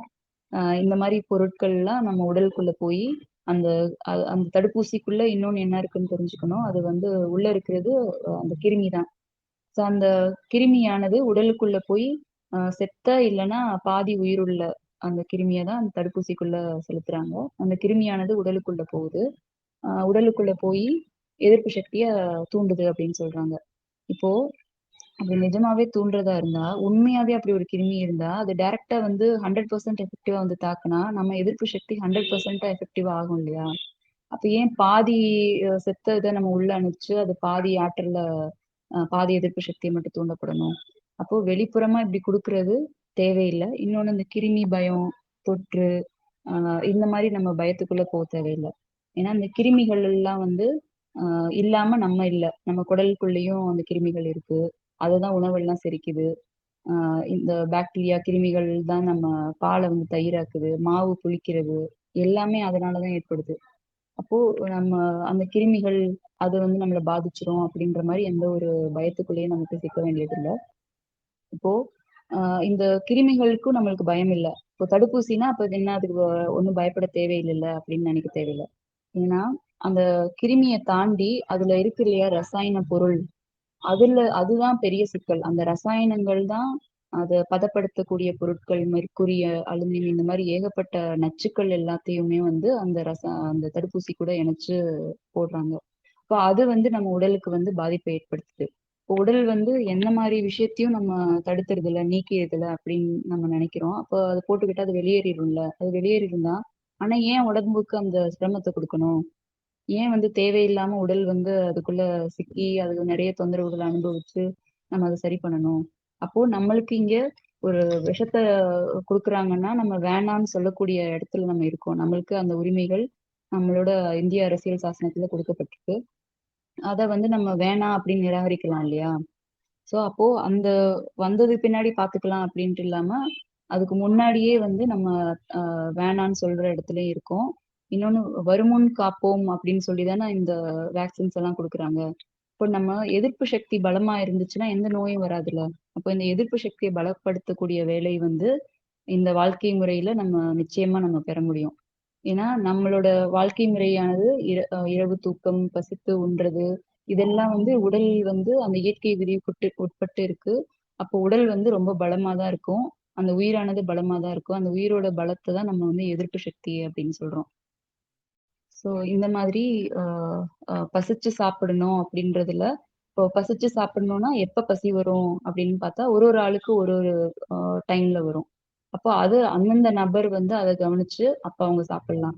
அவங்க தேவை ஏற்படுறப்போ, அ அந்த உணவ சாப்பிடுறதும், தேவை இல்ல அப்படின்றப்போ நிறுத்துறதும், அது வந்து அந்த தனிப்பட்ட நபருடைய விஷயம். இப்போ வந்து தாய்மார்கள் இந்த இதுல கேட்கக்கூடிய விஷயம் என்னன்னா, எனக்கு நான் கருவுற்றிருக்கேன். இன்னொரு உயிருக்கும் நான் சேர்த்து சாப்பிடணுமா? அப்படின்னு கேட்பாங்க. இப்போ இன்னொரு உயிருக்கு தேவை இருந்தா, அது பசி மூலமாவே அந்த தாய்க்கு வந்து உணர்த்தப்படும் தானே! அப்போ அவங்க தேவை இருக்கிறப்போ சாப்பிட்டாலே போதும். இன்னொரு உயிருக்குன்னு சொல்லி டெய்லி வந்து ஒரு ஒரு குறிப்பிட்ட அளவு சாப்பிட்டாங்கன்னா, அத விட 2 மடங்கு சேர்த்து சாப்பிடணும் அப்படின்றது அவசியம் இல்ல. இது வந்து தேவையில்லாத திணிப்பா தான் இருக்கு. இன்னும் அந்த குழந்தை வளர்ச்சி அடையணும்னா, நெறைய சத்துள்ள பொருட்கள நான் குடுக்கணும் அப்படின்னு சொல்லிட்டு தொடர்ச்சியா இப்ப முதல்ல 3 வேள சாப்பிட்டுட்டு இருந்தாங்க. இப்போ ஒரு 7 வேள சாப்பிடுறாங்க. ஜூஸ் குடிக்க, பால் குடிக்க, கீரை சாப்பிட அப்படின்னு தொடர்ச்சியா உணவுகள குடுத்துக்கிட்டே இருக்காங்க. இப்போ இதே மாரி பால் பொருட்கள் வந்து சத்து அப்படின்னு சொல்லி தானே நம்ம தொடர்ந்து அ ஊத்தப்பட்டுட்டே இருக்கு, குடிச்சுக்கிட்டே இருக்கோம். நம்ம முன்னோர்கள் யோசிச்சு பாருங்க, இதே மாரி இவ்ளோ தூரம் அ பால் குடிச்சுக்கிட்டே இருந்திருப்பாங்களா? இல்ல டீ, காஃபி குடிச்சுட்டே இருந்திருப்பாங்களா? அவங்க ரொம்ப இயல்பா அந்த பசித்து புசிக்கிறத வந்து ரொம்ப இயல்பா அவ்ளோ அருமையா கடைபிடிச்சாங்க. ஆ நம்ம 20, 30 வருஷத்துக்கு முன்னாடி கூட இவ்ளோ இது கிடையாது. டீ, காஃபி, பால் இத வந்து அதிகமா நம்ம குடிச்சதே கிடையாது. இது வந்து என்ன சொல்றாங்க, இது சத்து அப்படின்னு சொல்றாங்க. உண்மைய சொல்லப்போனா, ஒரு 1970க்கு அப்புறம் அந்த வெள்ளை புரட்சி வர்றப்ப தான் வந்து, இந்த பால் பொருட்கள்லாம் வந்து அதிகமா பிரபலப்படுத்து பால் பண்ணைகள் வருது, பிரபலமாக்குறாங்க. இதெல்லாம் சத்து அப்படின்னு சொல்லி கொஞ்சம் கொஞ்சமா சொல்றாங்க. பால் வெள்ளையா இருக்கு அப்படின்றனால அது கால்சியம் அப்படின்னு சொல்றாங்க. ஆனா அதுல ஒரு புரதம் இருக்கு. கால்சியம் ஒரு குறிப்பிட்ட அளவு தான் இருக்கு. ஆனா புரதம் தான் அதிகமா இருக்கு. இந்த புரதத்தன்மை உள்ள அந்த உணவு வந்து அந்த மாட்டு மாட் மாட் அந்த மாடு மாரி அந்த என்ன சொல்ல கன்னுக்குட்டிக்கு வந்து தேவையான வளர்ச்சிய அந்த பால் வந்து குடுக்கும். ஆனா மனிதனுக்கு இது தொடர்ச்சியா தேவையா அப்படின்னா, தேவையில்ல தான். ஏன்னா தாய்ப்பால் குடிக்குது குழந்தை. அதுக்கப்புறம் அ ஒரு வளர்ச்சி அடைஞ்சதுக்கப்புறம் உணவு எடுத்தாலே போதுமானதா இருக்கு. ஆனா தொடர்ச்சியா இந்த மாரி பொருட்கள வந்து நம்ம வெளில குடுத்துக்கிட்டே இருக்கிறப்போ, இப்போ என்ன சொல்லி ஊத்துறாங்க, உங்களுக்கு ஒரு பற்றாக்குறை இருக்கு, ஒரு நோய் இருக்கு, இல்ல கால்சியம் குறைபாடு இருக்கு. ஏதோ ஒரு குறைபாடு இருக்கு அப்படின்னு சொல்லி தானே இந்த பொருள தொடர்ந்து குடுத்துக்கிட்டே இருக்காங்க. அந்த மாரி குறைபாடுன்னு சொல்றப்ப தான் ஒரு பொருள விக்க முடியும். அப்ப அந்த குறைபாடு சப்போஸ் ஒரு 100 எம்ஜி குறைபாடு இருக்குன்னு வச்சுக்கலாம். ஒரு நாள் சாப்பிட்டா அந்த பூர்த்தி அடைஞ்சிராதா? இல்ல 1 வாரம் கூட சாப்பிடலாம். பூர்த்தி அடைஞ்சிராதா? இல்ல 1 மாசம் சாப்பிடலாம். பூர்த்தி அடைஞ்சிராதா? ஆனா ஏன் இன்னும் சின்ன பிள்ளையிலேருந்து நம்ம அத குடிச்சுக்கிட்டே இருக்கோம்? அப்போ இது வந்து தொடர்ச்சியா இப்படி சொல்லி சொல்லி புகுத்தி, இப்போ அ குறைபாடு இருக்கிறப்போ ஒரு பொருள விற்க முடியும். இப்போ தேவைய விட அதிகமா சாப்பிட்டுக்கிட்டே இருக்கிறப்போ, இந்த அதிகமாயி இதனாலேயே நோய் ஏற்படலாம் இல்லையா? ஆனா அத பத்தி பேசவே மாட்டாங்க. இப்போ எல்லாருக்கும் இருக்கிற தொந்தரவுன்னு பார்த்தீங்கன்னா, தொடர்ச்சியா ஒரு செரிமான தொந்தரவு இதெல்லாம் இருக்கிறது சளி தொந்தரவு, ஏதாவது வலிகள் இருக்கு, மூட்டு வலி இருக்கு. இந்த மாரி தொந்தரவுகள் இருக்கிறவங்களுக்குலாம் பார்த்தீங்கன்னா, தொடர்ச்சியா அந்த அ பால் பொருட்கள, இல்ல எனக்கு ஒரு தெம்பு வேணும்னு சொல்லி குடிச்சுட்டே இருக்கவங்களா தான் இருக்கும். இத தவிர்க்கிறப்பயே அவங்களுக்கு வந்து குணமடைதல் வந்து ஸ்டார்ட் ஆயிரும். இப்போ இது ஒரு சத்து அப்ப இத நான் குடிக்காட்டி எனக்கு எப்படி சத்து கிடைக்கும்? அப்படின்னு நீங்க கேட்டீங்கன்னா, இதுக்கான ஆராய்ச்சிகள் வந்து ஆ 1940கள்லயே வந்து ஒரு பிரெஞ்சுல ஒருத்தர் வந்து பிரான்ஸ்காரர் ஒருத்தர் பண்ணியிருக்காரு. அ அவர் என்ன கண்டுபிடிச்சிருக்காருன்னா, எப்படி இந்த மாட்டு பாலுக்கு மட்டும் அந்த சத்து இருக்கு. இல்ல இந்த கோழி முட்டைக்கு மட்டும் இந்த கால்சியம் கிடைச்சிருக்கு அப்படின்னு ஆராய்ச்சி பண்ணியிருக்காரு. அப்ப இது என்ன சாப்பிடுது அப்படின்ற ஆராய்ச்சி பண்ணியிருக்காரு. அப்போ அந்த மாடு வந்து புல்லு தான் சாப்பிடுது. அந்த புல் வந்து ஆனா மெக்னீசியம். அந்த மெக்னீசியம் எப்படி கால்சியமா கன்வெர்ட் ஆகுது? இல்ல அந்த கோழி சாப்பிடக்கூடிய ஒரு தானியம், அது ஒரு பொருள். ஆனா அது கன்வெர்ட் ஆகுறது கால்சியமா கன்வெர்ட் ஆகுது. எப்படி இது ஆகுது அப்படின்னு ஆராய்ச்சி பண்றப்போ, அந்த ஐந்தறிவு ஜீவனுக்கே அது கன்வெர்ட் ஆகுது அப்படின்னா, அப்போ உடல்லயே இந்த கன்வர்ஷன் நடக்குது. ஆ அ மனித உடல்லயும் இந்த கன்வர்ஷன் நடக்கும் அப்படின்னு சொல்றாங்க. அப்போ நம்ம தேடி போய் ஒரு உணவ சாப்பிடணும், சத்து அப்படின்னு சொல்லி ஒண்ணு சாப்பிடணும்னு அவசியம் இல்ல. ஆ எந்த உணவு சாப்பிட்டாலும் உடலுக்கு தேவையான சக்தியா அது மாத்திக்கும். அப்போ நம்ம பிடிச்ச உணவு சாப்பிட்டா மட்டுமே போதும். அது தேவை இருக்கிறப்போ சாப்பிட்டா மட்டும் போதும். இன்னும் சொல்லணும்னா பசி பசி எடுக்கிறப்போ அந்த பிடிச்ச உணவ ருசிச்சு சாப்பிடுறது. அப்புறம் இந்த ரசாயனம் இல்லாத உணவ நம்ம தேர்ந்தெடுக்கலாம். அந்த அளவோடு நம்ம சாப்பிடுறதே போதுமானது. அப்போ ஆ இப்போ தொடர்ச்சியா இந்த உணவு குறித்து நம்ம வந்து அ முன்னாடி மாத்திரை மருந்து வேணாம்னாங்க. இப்போ உணவையும் சாப்பிட விடாம பண்றாங்க. அது தேவைய விட அதிகமா சாப்பிட்டு தான் நம்ம பழகியிருக்கோம். அப்ப அந்த பழக்கத்துக்குள்ளருந்து என்னால வெளிய வர முடியல. இல்ல உணவு சாப்பிடாம இருக்க முடியலன்னு நம்ம சாப்பிட்டுட்டே இருக்கோம். அதனால வந்து ஒரு தொந்தரவு வருது இல்லையா? அப்போ அந்த தொந்தரவ நம்ம எதிர்கொள்ளவும் ரெடியா இருக்கணும். அப்போ அது வருது அப்டின்னா, அதுக்காக மருந்துகள் நாடாம, ஓகே நம்ம பண்ண தவறு. அப்போ உடலே வந்து உணர்த்துது. ஆ இத வந்து தவிர்த்தா நம்மளுக்கு வந்து இது சுகமாகும். இதனால தான் ஏற்பட்டுச்சு அப்டின்னு சொல்லி உடலே வந்து உணர்த்துது. இதுக்கு ஒரு உதாரணம் சொல்லணும்னா, 1910ல வந்து நம்ம காந்தி வந்து சுவராஜ்யா அப்படின்ற ஒரு புத்தகத்துல வந்து ஒரு விஷயம் எழுதியிருக்காரு. அவருக்கு வந்து நெறைய உணவுகள் சாப்ட்டுருக்காரு. ஒரு வயிறு வலி தொந்தரவு வருது அவருக்கு. அவர் வந்து வலி தாங்க முடியாம ஆங்கில மருத்துவர் கிட்ட போயிருக்காரு. ஆங்கில மருத்துவர் வந்து மருந்துகள பரிந்துரைச்சிருக்காங்க. அந்த மருந்துகள் சாப்பிட்டோனே அவருக்கு சரியாயிருச்சு. அப்ப என்ன பண்ணியிருக்காரு, அடுத்த நாள் அவர் அதிகமான உணவு அந்த இனிப்பு வகைகள் ஏதோ உணவு ரொம்ப பிடிச்ச விஷயத்த அதிகமா சாப்பிட்டுருக்காரு. அப்ப திரும்பியும் வலி வருது. அப்ப மருத்துவர் திரும்பியும் அந்த மருந்த தான் பரிந்துரைக்கிறாங்க. அப்ப அவரு அந்த காலகட்டத்திலேயே அவர் எழுதியிருக்காரு. இந்த மாரி மருத்துவன் வந்து இந்த ஆங்கில மருத்துவன் வந்து ஆ மனிதன வந்து ஒழுக்க நிலையிலருந்து தவற வைக்கிறான். மனக்கட்டுப்பாட வந்து தவற வைக்கிறான். ஏன்னா அவன் தொடர்ச்சியா வந்து மருந்துகள குடுக்குறான். அது சரியாகுதுன்றனால திரும்பியும் நான் அடுத்த நாளும் அதிகமா சாப்பிட்டேன். ஆனா அந்த மருந்து சாப்பிடாம அந்த வலிய நான் அனுபவிச்சிருந்தேன்னா, அப்ப அடுத்த நாள் சாப்பிடக்கூடாது. தேவைக்கு மட்டும் தான் சாப்பிடணும். அதிகமா சாப்பிடக்கூடாதுன்றத நான் புரிஞ்சுட்டு இருந்திருப்பேன். அப்படின்னு சொல்லி 1910லயே அந்த ஸ்வராஜ்யா புக்ல வந்து அவரு பதிவு பண்ணியிருக்காரு. அப்போ நம்ம தேவைய நம்ம கண்டறிஞ்சு சாப்பிடுறதே நம்மளுக்கு போதுமானது. இப்போ அந்த ஆற்றல் தேவைக்கு தானே சாப்பிடுறோம். தேவைய விட அதிகமா சாப்பிடுறோம். இப்போ டெய்லி சாப்பிடுறத விட ஒரு 2 மடங்கு நம்ம அதிகமா சாப்பிட்டா, அதிகமான ஆற்றல் நம்மளுக்கு கிடைக்குமா? அப்படின்னா இல்ல. அ எவ்ளோ தேவையோ அந்த ஆற்றல் தான். இப்ப தேவைய விட அதிகமா சாப்பிட்டத, நம்ம ஏற்கனவே இருக்கிற எனர்ஜி எல்லாத்தையும் வீண் பண்ணி தான் இந்த உணவை எல்லாம் செரிக்க வேண்டியதா இருக்கும். அப்போ ஒரு நமக்கு எவ்ளோ தேவையோ அந்த அளவு சாப்பிடுறப்போ ஒரு சுறுசுறுப்பாவையும் நம்மளால இயங்க முடியுது. அப்ப சத்துன்ற அடிப்படையில நம்ம எதையுமே சாப்பிட தேவையில்ல. உடலோட தேவைகள, அறிவுறுத்தல நம்ம புரிஞ்சுக்கிட்டாலே போதுமானது. அடுத்து அ அடுத்து குழந்தை பிறந்த தாய்மார்கள் கேட்கக்கூடியது என்னன்னா, தாய்ப்பால் சுரப்பு வந்து பத்தல. அப்ப நான் என்ன சாப்பிடணும் அப்படின்றாங்க. உங்களோட செரிமானம் வந்து சரியா இருந்தாலே, அந்த தாய்ப்பால் சுரப்பானது ஆட்டோமேட்டிக்கா நார்மலா இருக்கும். குழந்தை பிறந்த உடனே, தாய்ப்பால் வரல, அப்ப நான் டப்பா பால் குடுக்கட்டுமா? அப்படின்ற மாரி, இல்ல மாட்டுப்பால் குடுக்கட்டுமா? அதெல்லாம் தேவையே இல்ல. அந்த குழந்தைக்கு எப்ப தேவைப்படுதோ, அப்ப அது அழுகை மூலமா அது கேட்கும். அப்ப தாய்க்கு ஆட்டோமேட்டிக்கா சுரக்கும். அப்ப சுரக்கல அப்படின்னா, அந்த குழந்தைக்கு அங்க தேவையில்லாம இருந்திருக்கு. நம்ம குழுவுல இருக்கிறவங்களே வந்து 2, 3 நாள் வரைக்கும் தண்ணி மட்டும் குடுத்துட்டு இருந்திருக்காங்க.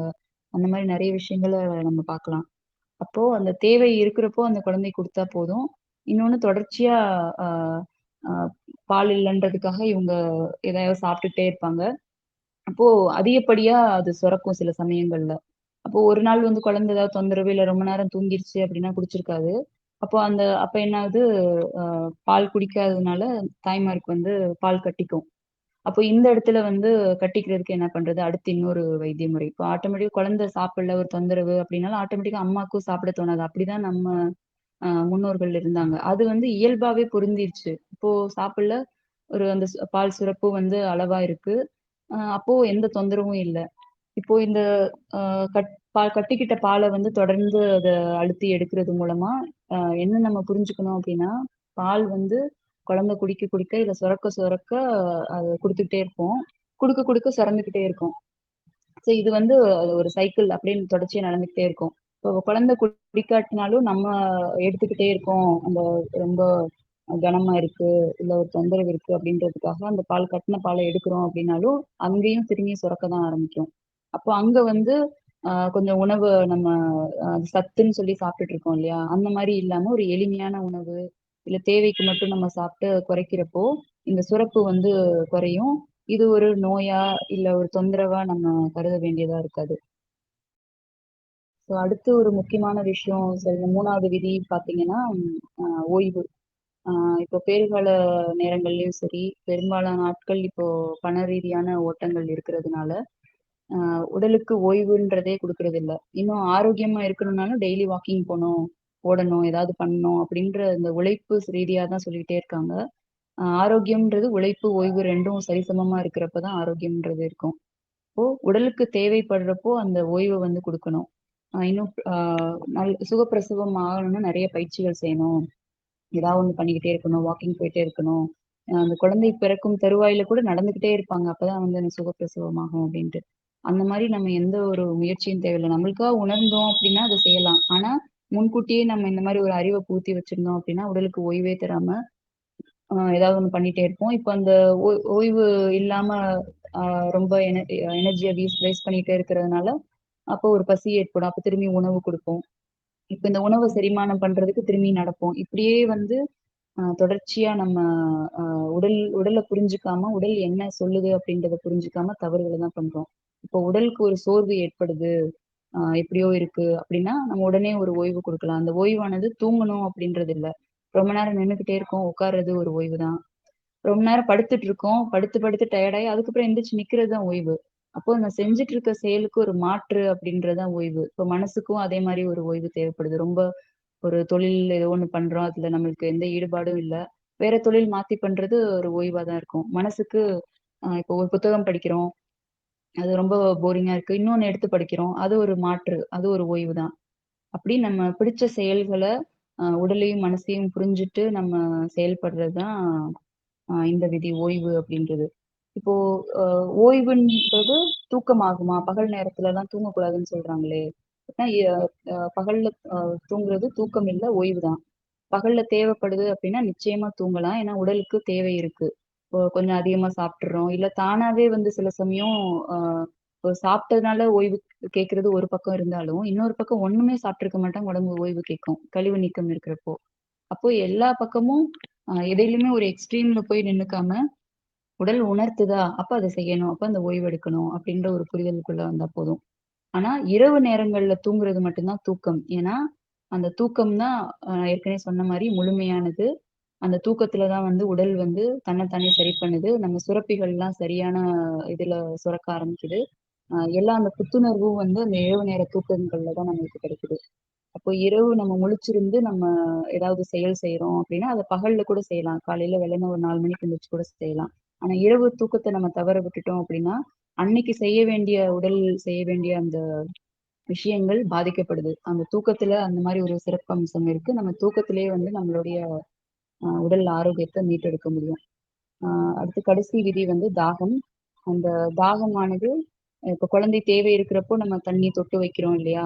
அப்போ சில பேர் எப்படி புரிஞ்சுக்கிறாங்கன்னா, தண்ணி வந்து குடுக்க தேவையில்ல. ஏன்னா பால் வந்து தண்ணி மாரி ஒரு பொருள் தானே! அப்போ வந்து உடலுக்கு வந்து தேவையான ஆற்றல வந்து அந்த பாலே குடுத்துரும் அப்படின்னு நினைக்கிறாங்க. இப்போ நம்மளுக்கு எப்படி பெரியவங்களுக்கு எப்படி தாகம் ஏற்படுது? நம்ம ஒரு தண்ணி பழம் கூட 90% தண்ணியால ஆனதுன்னு சொல்றாங்க. அப்ப தண்ணி பழம் குடிச்சிட்டே இருந்தா நம்மளுக்கு சரியா போகுமா? தாகம் இருந்துட்டு தானே இருக்கும். நம்ம தண்ணி குடிச்சா தானே தாகம் அடங்குது. ஸோ அந்த மாரி குழந்தைகளுக்கும் ஆ அதுக்கு தேவை இருக்குன்னா, ஆ நம்ம தண்ணி குடுக்கணும். இல்ல அது கேட்க தெரியாது. அதுக்கு எப்படி தெரியும்? அதனால அது கத்துறப்பலாம் நான் பால் தான் குடுக்குறேன் அப்படின்னா, வயிற்றில தொந்தரவுகள் ஏற்படும். அப்ப இந்த வயிறு தொந்தரவுகள்லாம் அந்த நிலமானது சரியா இருக்கணும், வயிறானது சரியா இருக்கும் அப்படின்னா, குழந்தைக்கு பிறந்ததிலிருந்தே தண்ணி வந்து குடுத்து பழகணும். எந்த தண்ணி குடுக்கணும் அப்படின்னா, ஆ நார்மல் பச்சை தண்ணியே குடுக்கலாம்.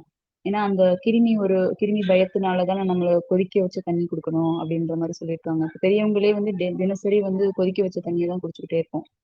அப்ப அந்த மாரி இல்லாம, ஆ நார்மல் தண்ணியே குடிக்கலாம். ஒரு புறச்சூழல் மாற்றத்தினால நம்மளுக்கு வந்து லேசா சூடு பண்ணி குடிக்கலாம் அப்படின்னு தோணுச்சுன்னா, அப்படி குடிக்கலாம். அப்போ நம்ம உணர்றது தான். அந்த குழந்தையே கேட்டா அவ்வளோ அருமையா சொல்லும். காய்ச்சல் இருந்தா கூட சில சமயங்கள்ல, எனக்கு பச்சை தண்ணி தான் வேணும்னு கேட்டு வாங்கி குடிக்கும். சில சமயங்கள்ல எனக்கு சுடு தண்ணி வேணும் அப்படின்னு கேட்கும். அப்போ அந்த நேரங்கள்ல அத லேசா சூடு பண்ணி நம்ம குடுக்கலாம். இப்போ கொதிக்க வச்ச தண்ணிய ஏன் வந்து நம்ம குடுக்கக்கூடாதுன்னு சொல்றோம்னா, இப்போ கொதிக்க வச்ச தண்ணிய ஹலோ கேக்குதா?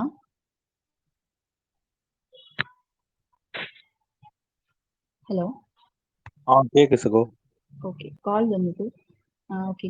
அப்போ அந்த கொதிக்க வச்ச தண்ணி வந்து, ஆ நல்லா கொதிக்க வச்சுட்டு, அத ஆற வச்சுட்டு, அந்த தண்ணிய வந்து தண்ணிக்குள்ள மீன் போடுறோம்னு வைங்களேன், அந்த மீன் வந்து உயிர் வாழாது. ஏன்னா, அந்த கொதிக்க வச்ச தண்ணீல அந்த உயிர் தன்மையானது இல்லாம போயிடும். ஒரு செத்துப்போன தண்ணீன்னு சொல்லுவோம். அப்போ அந்த தண்ணிய தொடர்ந்து நம்ம குடிக்கிறோம். நம்மளுக்கு என்ன ஆற்றல் அதுலருந்து கிரகிச்சுக்க முடியும்? அப்போ நார்மலான தண்ணியே நம்ம குடிக்கலாம். கொதிக்க வச்சு, ஆற வச்சு, அந்த மாரி பண்ணணுன்ட்டு இல்ல. இன்னும் வந்து தண்ணி குடிக்கிற பழக்கம் எப்படி இருக்குன்னா, அது எச்சி படாம இருக்கணுன்றதுக்காக அண்ணாக்க குடிச்சு, குடிச்சு பழகியிருக்கோம். இப்ப அண்ணாக்க குடிக்கிறப்போ தொண்டையில தான் போய் விழும். இந்த உதடும், அந்த வாய் பகுதியும் வந்து நனையவே நனையாது. இந்த பகுதிகள் எப்ப குளுமை அடையுதோ, அப்பதான் அந்த நீர் தேவையானது பூர்த்தி அடையும். அப்ப நம்ம மெதுவா வந்து சப்பி குடிக்கிற பழக்கத்த வச்சுக்கலாம். இல்ல அப்படி டம்ளர்ல சப்பி குடிக்க முடியாது அப்படின்னா, வாயில ஒரு மடக்கு ஊத்திட்டு, அத அந்த குளுமை வாயில உணர்ந்ததுக்கு அப்புறம் விழுங்கலாம். அப்போ தேவை வந்து ரொம்ப குறைவா தான் இருக்கும். அப்போ ஒரு மடக்கு குடிச்ச உடனே நம்ம தேவை பூர்த்தி ஆயிரும். ஆனா அதே சமயம் நீங்க தொண்டையில ஊத்துற மாரி ஒரு பழக்கத்த வச்சிருந்தீங்கன்னா, 2 சொம்பு குடிச்சா கூட என்ன இன்னும் தாகமா இருக்கு அப்படின்னு இருக்கும்.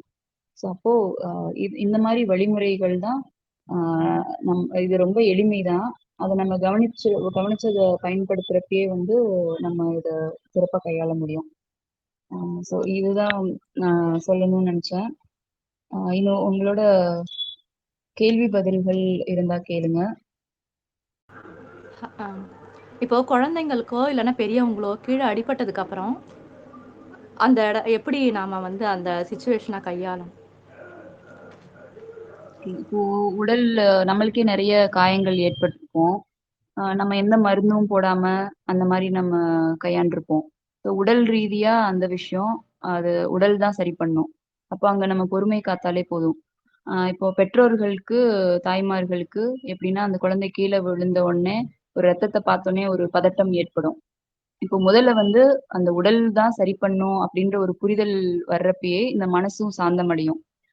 ஒருவேள பொறுக்க முடியல. ஐயோ! இத பார்க்கவே என்னால முடியல அப்படின்னு நம்மளுக்கு ஒரு ஆதங்கம் இருந்தாலும், அ அது வந்து அதுக்கப்புறம் மறையும். அப்போ வந்து அதுக்கப்புறம் நம்ம குழந்தைய ஆதரிக்கிறது தான் அந்நேரம் வந்து சிறந்த வழி.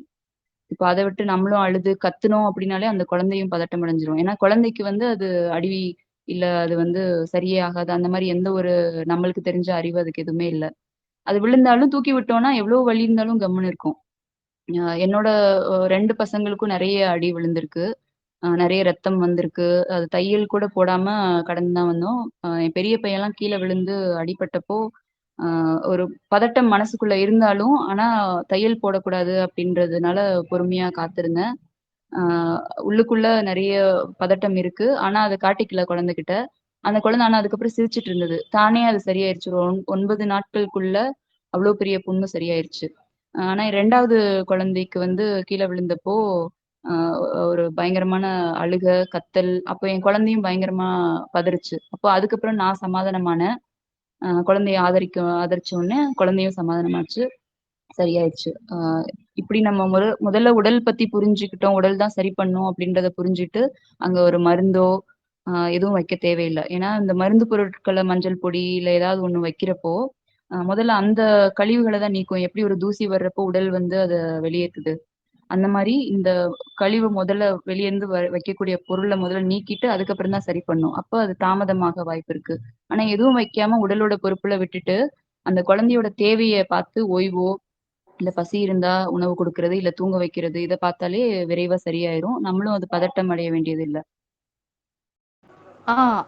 ஆ, ஓகேங்க. இப்போ அந்த இடத்துல மண்ணு அதெல்லாம் பட்டுருச்சுன்னு வச்சுக்கோங்களேன். செராய்ப்பு ஏற்பட்டு மண்ணெல்லாம் படும்போது, அத கழுவி சுத்தம் பண்ணணுமா? சுத்தம் கழுவிட்டு தொடச்சு விடணுமா? எப்படி அப்படியே விட்டுறணுமா? மண்ணெல்லாம் இருந்ததுன்னா? அது அந்நேரம் உங்க சூழல் பொறுத்து நீங்க எடுக்கிற முடிவுகள் தான். இப்போ என்னோட ஆ, சூழல்ல இதையே அனுபவத்தையே வந்து நீங்களும் செய்யணுன்ட்டு இல்ல. ஆனா இதுல ஏதாவது இருந்துச்சுன்னா அத எடுத்துக்கலாம். இப்ப அந்த குழந்தைக்கு அந்நேரம் மண்ணு பட்டுருக்கு. அது ஆ, உதறி நம்ம எடுக்கக்கூடிய நிலையில இருந்ததுன்னா ஓகே. இல்ல உள்ளயே அது போய் இருக்கு அப்டின்னா, அத அப்படியே விட்டுறலாம். ஆ, சரி. அது தானே வந்து கையில அத அத தண்ணி உடல் ஊத்தணுங்க. தண்ணி இல்ல படலாம் தானே இல்லையா? இது வந்து சரி பண்ணிரும். ஆ, நீங்க தண்ணி ஊத்துறனாலும் ஊத்தலாம். அதான் உங்களோட டெசிஷன் தான். சரி. நீங்க அந்த சூழல் பொறுத்து நீங்க எடுக்கிற முடிவு தான். அப்போ குளிக்கும்போது தண்ணி படாம இருக்கணுன்றாங்களே, அப்படி பார்த்துக்கணுமா? இல்ல பிளாஸ்டிக் அப்படிலாம் கவர்லாம் கிடையாது. கட்டி தண்ணி ம். படாம பொதுவா அப்படிதானே இருப்போம். இப்ப எப்படி ம். இருக்கும்? அது அந்த மாரி எந்த இதுவும் நம்ம பண்ண தேவையில்ல. இப்ப தேவை இருக்கான்னு பாருங்க. அந்த குழந்தையே வந்து ம். குளிக்க வைக்க வேணாம் அப்படின்னு சொல்லும். காய்ச்சல் ஆ, இருக்கிறப்பயும் சரி, இந்த மாரி உடல்ல ஏதாவது புண்ணு இருக்கு அப்படின்னா, அது ரொம்ப ஒரு கூச்சத்துல அந்த புண்ண வந்து பாதுகாக்கிற மாதிரி இருக்கும். அப்போ குளிக்க ம். வேணான்னு தான் சொல்லும். அப்ப நம்ம குளிக்க ஓகே. வைக்காம இருக்கலாம். சரி. மெனக்கெட்டு டெய்லி பண்ணணும் அப்படின்னு ஒரு சடங்கு மாரி நம்ம குளிக்க வச்சுட்டே இருக்கணும்னு அவசியம் இல்ல.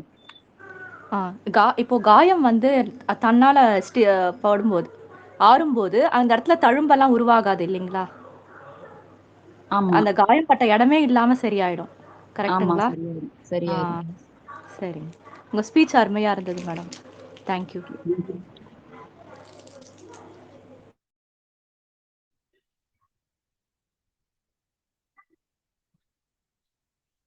வேற கேள்விகள் இருந்தா கேளுங்க.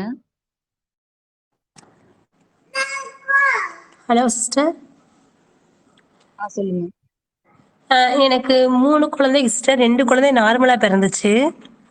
3வது குழந்தை வந்து சிசேரியன் பண்ணி பிறந்துச்சு. சரிம்மா. சிஸ்டர், சொல்லுங்க, சொல்லுங்க. அந்த சிசேரியன் பண்ணி பிறந்து ஒரு 6 மந்த்லயே வந்து அந்த சிசேரியன் பண்ணுன இடத்துல அந்த தையல் பிரிஞ்சு ஹெரனியம் மாரி வந்துருச்சு அப்படின்னு சொன்னாங்க. திருப்பி அத ஆப்ரேஷன் பண்ணணும், வல வச்சு தைக்கணும் அப்படிங்கிறாங்க. ஆனா நான் வந்து அது எதுவுமே செய்யாம துணிய வந்து இடுப்புல வந்து நம்ம குழந்தை பெத்தா வயிறு குறையறதுக்காக கட்டுவாங்கல்ல, அந்த மாரி கட்டிக்கிட்டு இருக்கேன். இது எத்தன நாளைக்கு அந்த மாரி கட்டுனா சரியா வருங்கிறது எனக்கு தெரியல. இதுக்கு வேற வழி எதுவும் இருக்கா? இல்ல நீங்க வெளிப்புறமா அந்த மாரி கட்ட வேண்டிய தேவையில்ல. ம். உடலோட இயல்பா அப்படியே விட்டுருங்க. அ எ ம். ஏதோ ஒரு ஆகுது அப்படின்னு சொன்னீங்கல்ல, அது என்னது சீல் வைக்குதா? ஆஹா. அந்த உள்ளாக்க வந்து அந்த நம்ம வலது பக்கத்துல உள்ள அந்த தையல் போட்ட இடத்துல வந்து ஒரு குழந்தை வயித்துக்குள்ள இருந்தா தலைப்பகுதி அந்த இடத்துல டச் பண்ணா எப்படி இருக்கும் பாரு, ஒரு மாரி மொரண்டா இருக்கும் பாத்தீங்களா? கனமா தெரியும். அந்த மாரிக்கே வந்து ஒரு சைடு மட்டும் தெரியும். ஓகே. அது தானே சரியாயிரும். நீங்க ம். அதுக்காக எதுவும் மெனக்கெட்டு வெளிப்புறமா ஏதாவது கட்டி வைக்கிறது, இல்ல மருந்து போடுறது அந்த மாரி எதுவும் பண்ண வேணாம். இல்ல அது அதனால மருந்து உங்களுக்கு என்ன தொந்தரவு இருக்கு? இருக்கு. அதாவது அந்த துணி கட்டாம இருந்தா, ஒரு படி ஏறி இறங்குனாலோ, ஒரு வெயிட் தூக்குனாலோ அந்த இடத்துல வலி உண்டாகுது. ஆனா இது துணி கட்டுனோம்னா, அந்த தொப்புள் அந்த தையல் வந்து கீழ இறங்காம அந்த வயிற தூக்கி குடுக்கறதுனால, அந்த வலி தெரிய மாட்டேங்குது. அதான் இப்போ நீங்க கட்டி கட்டி அந்த அந்த இடத்த வந்து தளர்வாக்கி வச்சிருப்பீங்க. இப்போ இல்ல அது தானா வந்து வலிக்கிறதுனால தான் கட்ட ஆரம்பிச்சேன். இப்போ கட்டாமயே வந்து அது சரியாகணும் அப்படின்னு நீங்க விரும்புனீங்கன்னா, அது ம். கட்டாம விடுங்க. அது தானே மாறும் படிப்படியா. ஆரம்ப ம். காலங்கள்ல உங்களுக்கு தேவைப்படுதுன்னா ஓய்வு எடுத்துக்கோங்க அந்த வலி வர்றப்போ. படிப்படியா ம். அது சரியாயிரும். அது என்ன அப்படி போய் கேட்டதுக்கு என்ன சொன்னாங்கன்னா, அது அவங்க பெல்ட் போட சொன்னாங்க. எனக்கு பெல்ட் போட உடன்பாடு இல்ல. அந்த பெல்ட் போட்டோம்னா, அந்த 2 தையலும் வந்து ஒண்ணு சேரும்போது வயிறு ரொம்ப தையல் பிரியாது. உங்களுக்கு குடல் வெளியாகாது. நீங்க பெல்ட் போடாம இருந்தீங்கன்னா, நீங்க நடக்கும்போது, ஏறும்போது, இறங்கும்போது தையல் பிரிய பிரிய வந்து குடல் ரொம்ப வெளியாயிட்டு, வெளியாயிட்டு உள்ளாக்க போய்க்கிட்டே இருக்கும் அப்படின்னு சொல்லி சொன்னாங்க. இல்லம்மா அந்த மாரி அங்க சொல்ற குழப்பங்கள் எல்லாம் நம்ம எடுத்துக்க தேவையில்ல. உடல் தான் ம். சரி பண்ணும். ஓ நீங்க நீங்க செய்ய ஹெரனியம் வேண்டியது கேள்விப்பட்டிருப்பீங்கன்னு நெனைக்கிறேன். ஆமா, ஹெரனியம் குடலிறக்கம் நீங்க கேள்விப்பட்டிருக்கீங்களா? பெண்களுக்கு வந்த குடலிறக்கம். அததான் நான் ஆமா. சொல்றது. அதுதான் அது தானே இப்போ தசைகள் வந்து குழந்தை ஆ, கருவுல இருக்கிறப்போ எப்படி உருவாகுது? அதுக்கு ஆமா, நம்ம என்ன முயற்சி பண்ணோம்? தானா உருவாச்சு இல்லையா? அப்போ ஆமா. அந்தந்த உறுப்புகள் இருக்க வேண்டிய இடத்துல தானா இருக்கும். அ ம். அது அதுக்கு அறிவு இருக்கு. ஸோ அது தானா அது இருக்க வேண்டிய இடத்துல இருக்கும். நம்ம செய்ய வேண்டிய செயல்கள் மட்டும் சரியா செஞ்சா போதும். இந்த வாழ்க்கை முறைய ஃபாலோ பண்ணுங்க. அ ம். அந்த மாரி சரிங்க சிஸ்டர். எதுவும் ஆகாது. நீங்க அந்த குழப்பத்துக்குள்ள போய் அவங்க சொல்றதெல்லாம் கேட்டு பயந்துட்டே இருக்க வேண்டியதில்ல. சரிங்க சிஸ்டர். அப்ப நார்மலா எப்பவும் நம்ம இருக்கிற மாரி இருந்துக்கிட்டா போதுமானது. ஆமா. Okay sister. ரொம்ப நன்றி.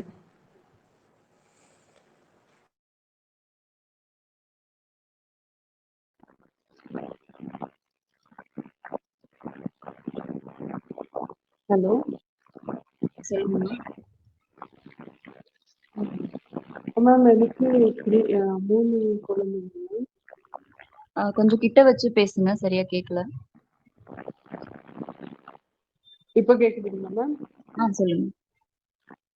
இப்போ பசங்களுக்கு ஃபீவர், கோல்டு, காஃப் அந்த மாதிரி வருது. ஸோ அப்போ வந்துட்டு பாடி இட்செல்ஃப் அதே ஹீல் ஆயிடும் அந்த மாதிரி இது பண்ணிக்கணுமா? இல்லைன்னா சம்டைம்ஸ் ஃபீவர் வரும்போது கொஞ்சம் ஹை ஃபீவர்ல டெம்பரேச்சர் செக் பண்ணிக்கலாம். அவங்க கொஞ்சம் ஃபீவர் அந்த மாதிரி ஃபீல் ஆகுது. ஸோ அப்போ வந்துட்டு துணி ஏதாவது போடணுமா? இல்ல அதுதான் நானு சொன்னேன். அ அந்த மாரி எதுவும் நம்ம பண்ண தேவையில்ல. இப்ப அந்த சூடு வந்து எதுக்காக வருது? காய்ச்சல்ன்ற பகுதியில அத சொன்னேன் நானு.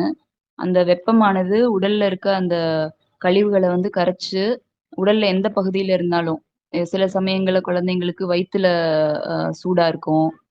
அதுக்கப்புறம் தலையில மட்டும் சூடா இருக்கும். இல்ல நெஞ்சு பகுதியில சூடா இருக்கும். அதுக்கப்புறம் உடல் முழுக்க கூட சில பேருக்கு வெப்பமா இருக்கும். அப்ப அந்த கழிவுகள நீக்குறதுக்காக அந்த வெப்பம் வருது. அது நன்மைக்கானது தான். அத வந்து நம்ம குறைக்கணும் அப்டின்றதுக்காக எந்த முயற்சியும் நம்ம செய்ய வேண்டியதில்ல. அப்போ அந்த டைம்ல ஃபுட் எந்த மாதிரி நம்ம கொடுக்கணும்? அந்த குழந்தைக்கே வந்து கேட்டா சொல்லும். இப்ப ரொம்ப சின்ன இவங்க குழந்தைகள் வந்து அப்டின்னா, ஆ இவங்க வந்துட்டு பிறந்த 6 months குழந்தை ஒரு இது 2 மாசம், 1 வயசு குழந்தை சொல்லத் தெரியாது அப்டின்னா கூட, உணவ நம்ம குடுத்தோம்னாலே மறுக்கும்.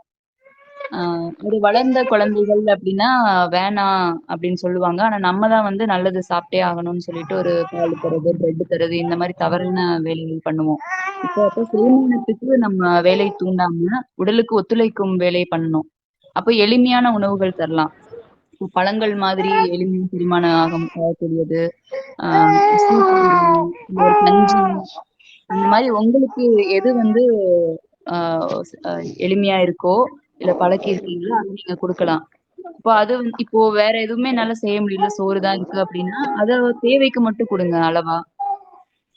இப்போ தேவைய மீறி அந்நேரம் நம்ம எதுவும் குடுக்க தேவையில்ல. டெய்லி வந்து இவ்ளோ இவ்ளோ ஒரு கைப்பிடி சாப்பிடுறான், இப்ப இத்துணூண்டு தான் சாப்ட்டுருக்கா அப்டின்னாலும், அந்த இத்துணூண்டுல இருந்து அவங்களுக்கு ஆற்றல் கிடைக்கும். அப்போ ஒரு ஒரு வாய் தான் சாப்பிடுறாங்கன்னா போதும் விட்டுருங்க. இப்ப அதுக்காக ஒரு வாய் மட்டும் தான் நான் குடுக்கணும் அப்படின்னு எடுத்துக்க தேவையில்ல. அந்த குழந்தையோட தேவைய தான் நம்ம கவனிக்கணும். மேம் ஹலோ ஒரு ஹலோ நிமிஷம் சார். அந்த சுல்தான்றவங்களுக்கு இந்த சந்தேகம் உங்க கேள்விகள் முடிஞ்சுதா? மேம் இன்னொன்று வந்துட்டு இப்போ பாப்பா வந்து கொஞ்சம் ஒல்லியா இருக்கேன் மேம். அவங்க லைட்டா தான் சாப்பிடுறாங்க. 5 இயர்ஸ் பேபி. ஒல்லியா இருக்காங்கன்னு சொல்றீங்களா? கொஞ்சம் ஆமா ஸ்லிம்மா இருக்காங்க அவங்க. அது ஓகேங்களா அப்படி? ஆமா, அது ஓகே தாம்மா. இப்போ வந்து குழந்தைகளுடைய எடை யாரோ ஒருத்தவங்களோட சவுண்டா இருக்கு. இப்போ குழந்தைகளோட எடையை வந்து பார்க்கவே இல்லை நீங்க. சுல்தான் அந்த எடையை மியூட்ல போட்டுக்கோங்க. இப்போ குழந்தைகளுடைய எடையை வந்து பார்க்கிறதே இல்ல. அதே மாரி இப்போ இந்த வயசுனா இவ்ளோ எடை இருக்கணும் அப்படின்னு சொல்றாங்க.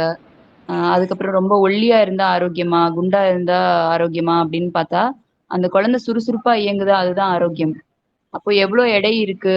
அ கூடுதலா எடை இருந்தா தான் ஆரோக்கியமா? அந்த மாரி நம்ம எந்த ஒரு அளவீடுக்குள்ளேயும் போவே தேவையில்ல.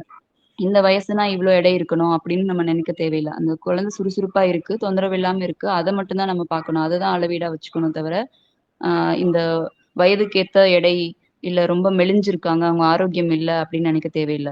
அந்த உடலுக்கு எப்ப அந்த அ எடை போடணும்னு இருக்கோ, அப்ப அது நடக்கும். ரொம்ப வருஷம் ஒல்லியாவே இருந்திருப்பாங்க. ஒரு ஸ்டேஜ்க்கு அப்புறம் கொஞ்சம் உடம்பு போடும். அப்ப அது தேவை இருக்கிறப்ப தானே ஏறும். நம்ம அந்த குண்டா இருந்தா தான் ஆரோக்கியம் அப்படின்னு நினைச்சுக்க தேவையில்ல. இன்னொன்னு ரொம்ப குண்டா இருக்கவங்க வந்து ஆரோக்கியம் இன்மை அப்படின்னு நினைச்சுக்க தேவையில்ல. அந்த உடல் சுறுசுறுப்பா இயங்குதுன்னா, அதுவே போதுமானது. அததான் நம்ம அளவீடா வச்சுக்கணும். மேம். சொல்லுங்க. Ma'am, good evening ma'am. என்னோட பேர் பாண்டியராஜன். சொல்லுங்க சார்.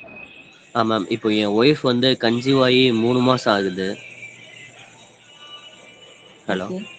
சொல்லுங்க. மேம்.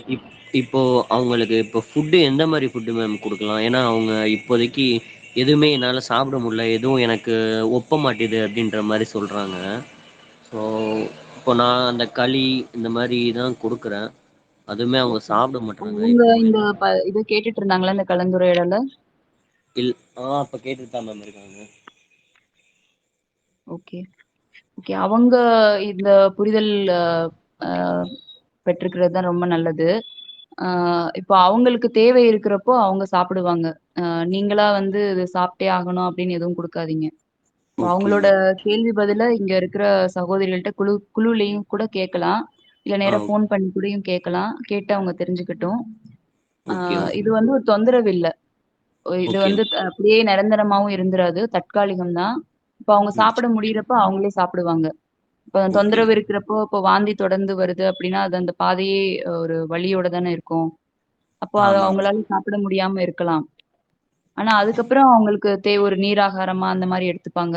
அதுக்கப்புறம் தேவைப்படுறப்போ, அவங்களுக்கு பிடிச்ச உணவா குடுங்க.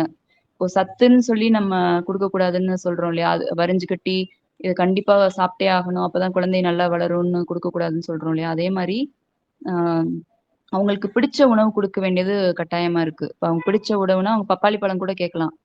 "அத எப்படி சாப்பிடலாம்?" அப்படின்னு நம்ம நினைக்க தேவையில்ல. அவங்களுக்கு பிடிச்சிருக்கு. அது ஒரு பீஸ் சாப்பிட்டோம்னா அவங்களுக்கு போதுமானதா இருக்கும். அப்ப குடுக்கலாம். அப்படி தேவை அறிஞ்சு, அ அ அவங்களுக்கு பிடிச்ச உணவா குடுக்குறது ரொம்ப அவசியமா இருக்கு. ஸோ அவங்கள பேச சொல்லுங்க. இல்ல குழுவுல அவங்க சந்தேகம் கேட்க சொல்லுங்க. நான் ம். பேசுறேங்க மேம். ஓகே. பப்பாளி பழம் சாப்பிடுங்க. பப்பாளி பழம் வேணாம். உங்களுக்கு என்ன தோணுதோ வைக்கிறேன். எந்த ஸ்மெல் ஹெவியா வந்தாலும் ரொம்ப உமட்டுதுக்கா. ஓகே. ஹலோ. எந்த சொல்லுங்க. ஸ்மெல்லுமே சாப்பாடு அதிகமா இருந்தாலோ, குழம்பு இப்ப மெஸ்ல வேலை பார்க்குறேன். ஓகே. இப்ப சாப்பிட போற இடத்துல கூட ரொம்ப ஹெவியா குழம்பு ஸ்மெல் ஹெவியா வந்தா கூட வாந்தி வந்துருது. ஓகே. அதனால ஒண்ணும் இல்ல. அது சரியாயிரும். இப்படியே இருக்காது. ஆ நீங்க உங்க தேவைய கவனிச்சு மட்டும் சாப்பிடுங்க. இப்போ பப்பாளி பழம் எடுத்துக்கோங்க. தேவைப்படுதுன்னா குடுங்க அப்படின்றதுக்காக பப்பாளி பழம் சாப்பிடணும் அப்படின்னு எடுத்துக்க கூடாது. உங்களுக்கு ஆ. பிடிச்சிருந்தா சாப்பிடுங்க அப்படின்றத தான் சொல்றோம். ம். அப்படி உணவுல வந்து எந்த ரெஸ்ட்ரிக்ஷனும் தேவையில்ல. உங்களுக்கு பிடிச்ச உணவ நீங்க எடுத்துக்கணும். ஆ ம். அந்த கொமட்டல் வருது, ஆ அந்த ஸ்மெல்லே எனக்கு அந்த நெடியே பிடிக்கல அப்படின்னா, அந்நேரம் அதுக்கு ஏத்த மாதிரி அந்த சூழல வந்து நீங்க அமைச்சுக்கோங்க. ஆ ம். அப்போ தேவை இருந்து நீங்க சாப்பிடுறீங்களா? அப்படின்றதையும் பாருங்க. முன்ன ம். முன்கூட்டியே நம்ம ஒரு உணவ எடுத்துக்கிறோம். அது வந்து சில சில நேரம் கழிச்சு அந்த நெடி வந்தாலும், வராட்டினாலும் சில சமயங்கள்ல அது வாந்தியா சில பேருக்கு வந்துருது. இப்போ நீங்க ம். அந்த தேவை இருந்து சாப்பிட்டீங்கன்னா, அந்த மாரி ஏற்படாது. பசிச்சுதான் சாப்பிடுறேன். ஆனா காலையில 5 மணிக்கு பசிக்குதுக்கா. அதுக்கு என்னக்கா பண்றது? எத்தனை மணிக்கு எந்திரிக்கிறீங்க? 5:30க்கு 6 மணி எனக்கு ஷிஃப்ட். 5:30க்கு எந்திரிப்பேன்க்கா. 5, 5:30க்குலாம் பசிக்க ஆரம்பிச்சிருது. ஓகே, கொஞ்ச நேரம் விட்டுட்டு 7 மணி 7:30க்கா சாப்பிட்டு பாருங்க. ஆ, அது பசியா என்னன்றத அப்புறம் கண்டுபிடிச்சிருவீங்க. ஆ, ஓகே. நம்ம இந்த பசிக்குது அப்படின்றப்போ, பசி வந்து எனக்கு 2 மணி நேரத்துக்கு ஒரு தடவ வருது அப்படின்னு சில பேர் சொல்லுவாங்க. வந்துட்டே இருக்கு, ம், சாப்பிட்டுக்கிட்டே இருக்கணும் அப்படின்ட்டு. அப்போ ம், அப்படி வர்றது பசி. பசி ஆ, பசின்றது இன்னும் நீங்க கவனிக்கணும். அப்போ எனக்கு பசி மாரி இருக்கு அப்படின்னா, அது பசியான்னு முதல்ல கண்டுபிடிங்க. ஆ, லேசா தண்ணி குடிச்சு பாருங்க. ஓகேவா ம், இருக்கும். இல்ல ம், நம்ம என்ன மாரி மைண்ட் செட் வச்சிருக்கோமோ, எனக்கு இதனால ம், ஆற்றல் கிடைக்குது. சாப்பிட்டா தான் எனக்கு தெம்பா இருக்கும். அப்படின்ற மாரி ஒரு புகுத்தி வச்சிருந்தோம். இல்ல நேரம் பார்த்து சாப்பிடுற மாரி, அந்த மாரி இருக்கும். அதனால ஆ, எடுத்துட்டே இருப்போம். ம், ஒரு உணவு எடுத்துட்டு, அதுக்கப்புறம் இடைவெளியும் பார்த்துக்கோங்க நீங்க. ம், தொடர்ச்சியா அப்படி வந்து பசி வராது. ஆ, தேவை வந்து ரொம்ப குறைவா தான் இருக்கும். ஆ, அத நீங்க கவனிச்சுட்டு வாங்க. அப்போ வந்து உங்களுக்கு இந்த வாந்தி வர்றது அதெல்லாம் இருக்காது. ம். ஆனா வாந்தி வர மாட்டேங்குதுக்கா. ஒமட்டதான் செய்யுதே தவிர, எச்சி வெளிய வருதே தவிர வாந்தி வர மாட்டேங்குதுக்கா என்னானாலும். அந்த கொமட்டல் அதெல்லாம் இருக்குமா இந்த சமயத்துல? ஆ, சரிக்கா. ஓகே. இப்ப காலையில பசிக்கிறது பாப்பாக்கு ஒண்ணும் ஆயிடாது இல்லக்கா. இப்ப நான் சாப்பிடாம இருக்கேன். வாழைப்பழம் தான் காலையில சாப்பிட முடியுது. இல்லங்கம்மா, நீங்க அதுதான் இந்த அ கலந்துரையாடல் தொடக்கத்திலருந்து அதுதான் சொல்றேன். இப்போ அ குழந்தைக்குன்னு சொல்லி நீங்க எதுவுமே மெனக்கெட தேவையில்ல. அது ஒரு வேற இடம். அந்த வளர்ப்பே வந்து ம், அந்த இடத்து பேர கருவறை அப்படின்னு அதனால தான் சொல்றாங்க. அந்த ம், உயிர் தான் அந்த உடல வந்து வளர்த்துட்டு இருக்கு. அப்போ நீங்க ம், ஒரு வேளை சாப்பிடாட்டி ஒண்ணும் ஆகாது. இப்போ நீங்க ஒரு வேளை நீங்க தவிர்க்கிறீங்க, உங்களுக்கு ஏதாவது ஆகுதா? ஒரு நாள் கூட சாப்பிடாம இருந்திருப்பீங்க இல்லையா? அப்போ இப்படிதான் வந்து நம்ம குழந்தைக்கு ஏதாவது ஆயிரும், நம்ம சாப்பிட்டுக்கிட்டே இருக்கணும் அப்படின்ற மாரி அந்த தவறான புரிதலுக்குள்ள போக்கூடாதுன்னு சொல்றோம். ஆ, சரிக்கா. ஓகே. எப்பயும் அந்த குழந்தைக்கு தேவை அப்படின்னா, அதையும் உணர்த்தும். நீங்க ம், இத உடல வந்து கவனிச்சுக்கிட்டே இருங்க. ஆ, சரிக்கா.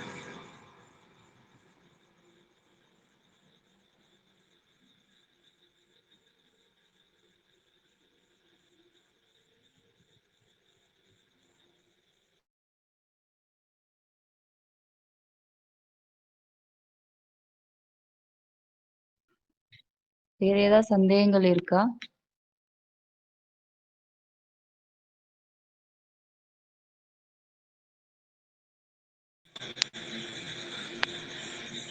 என்ன பண்ணும்?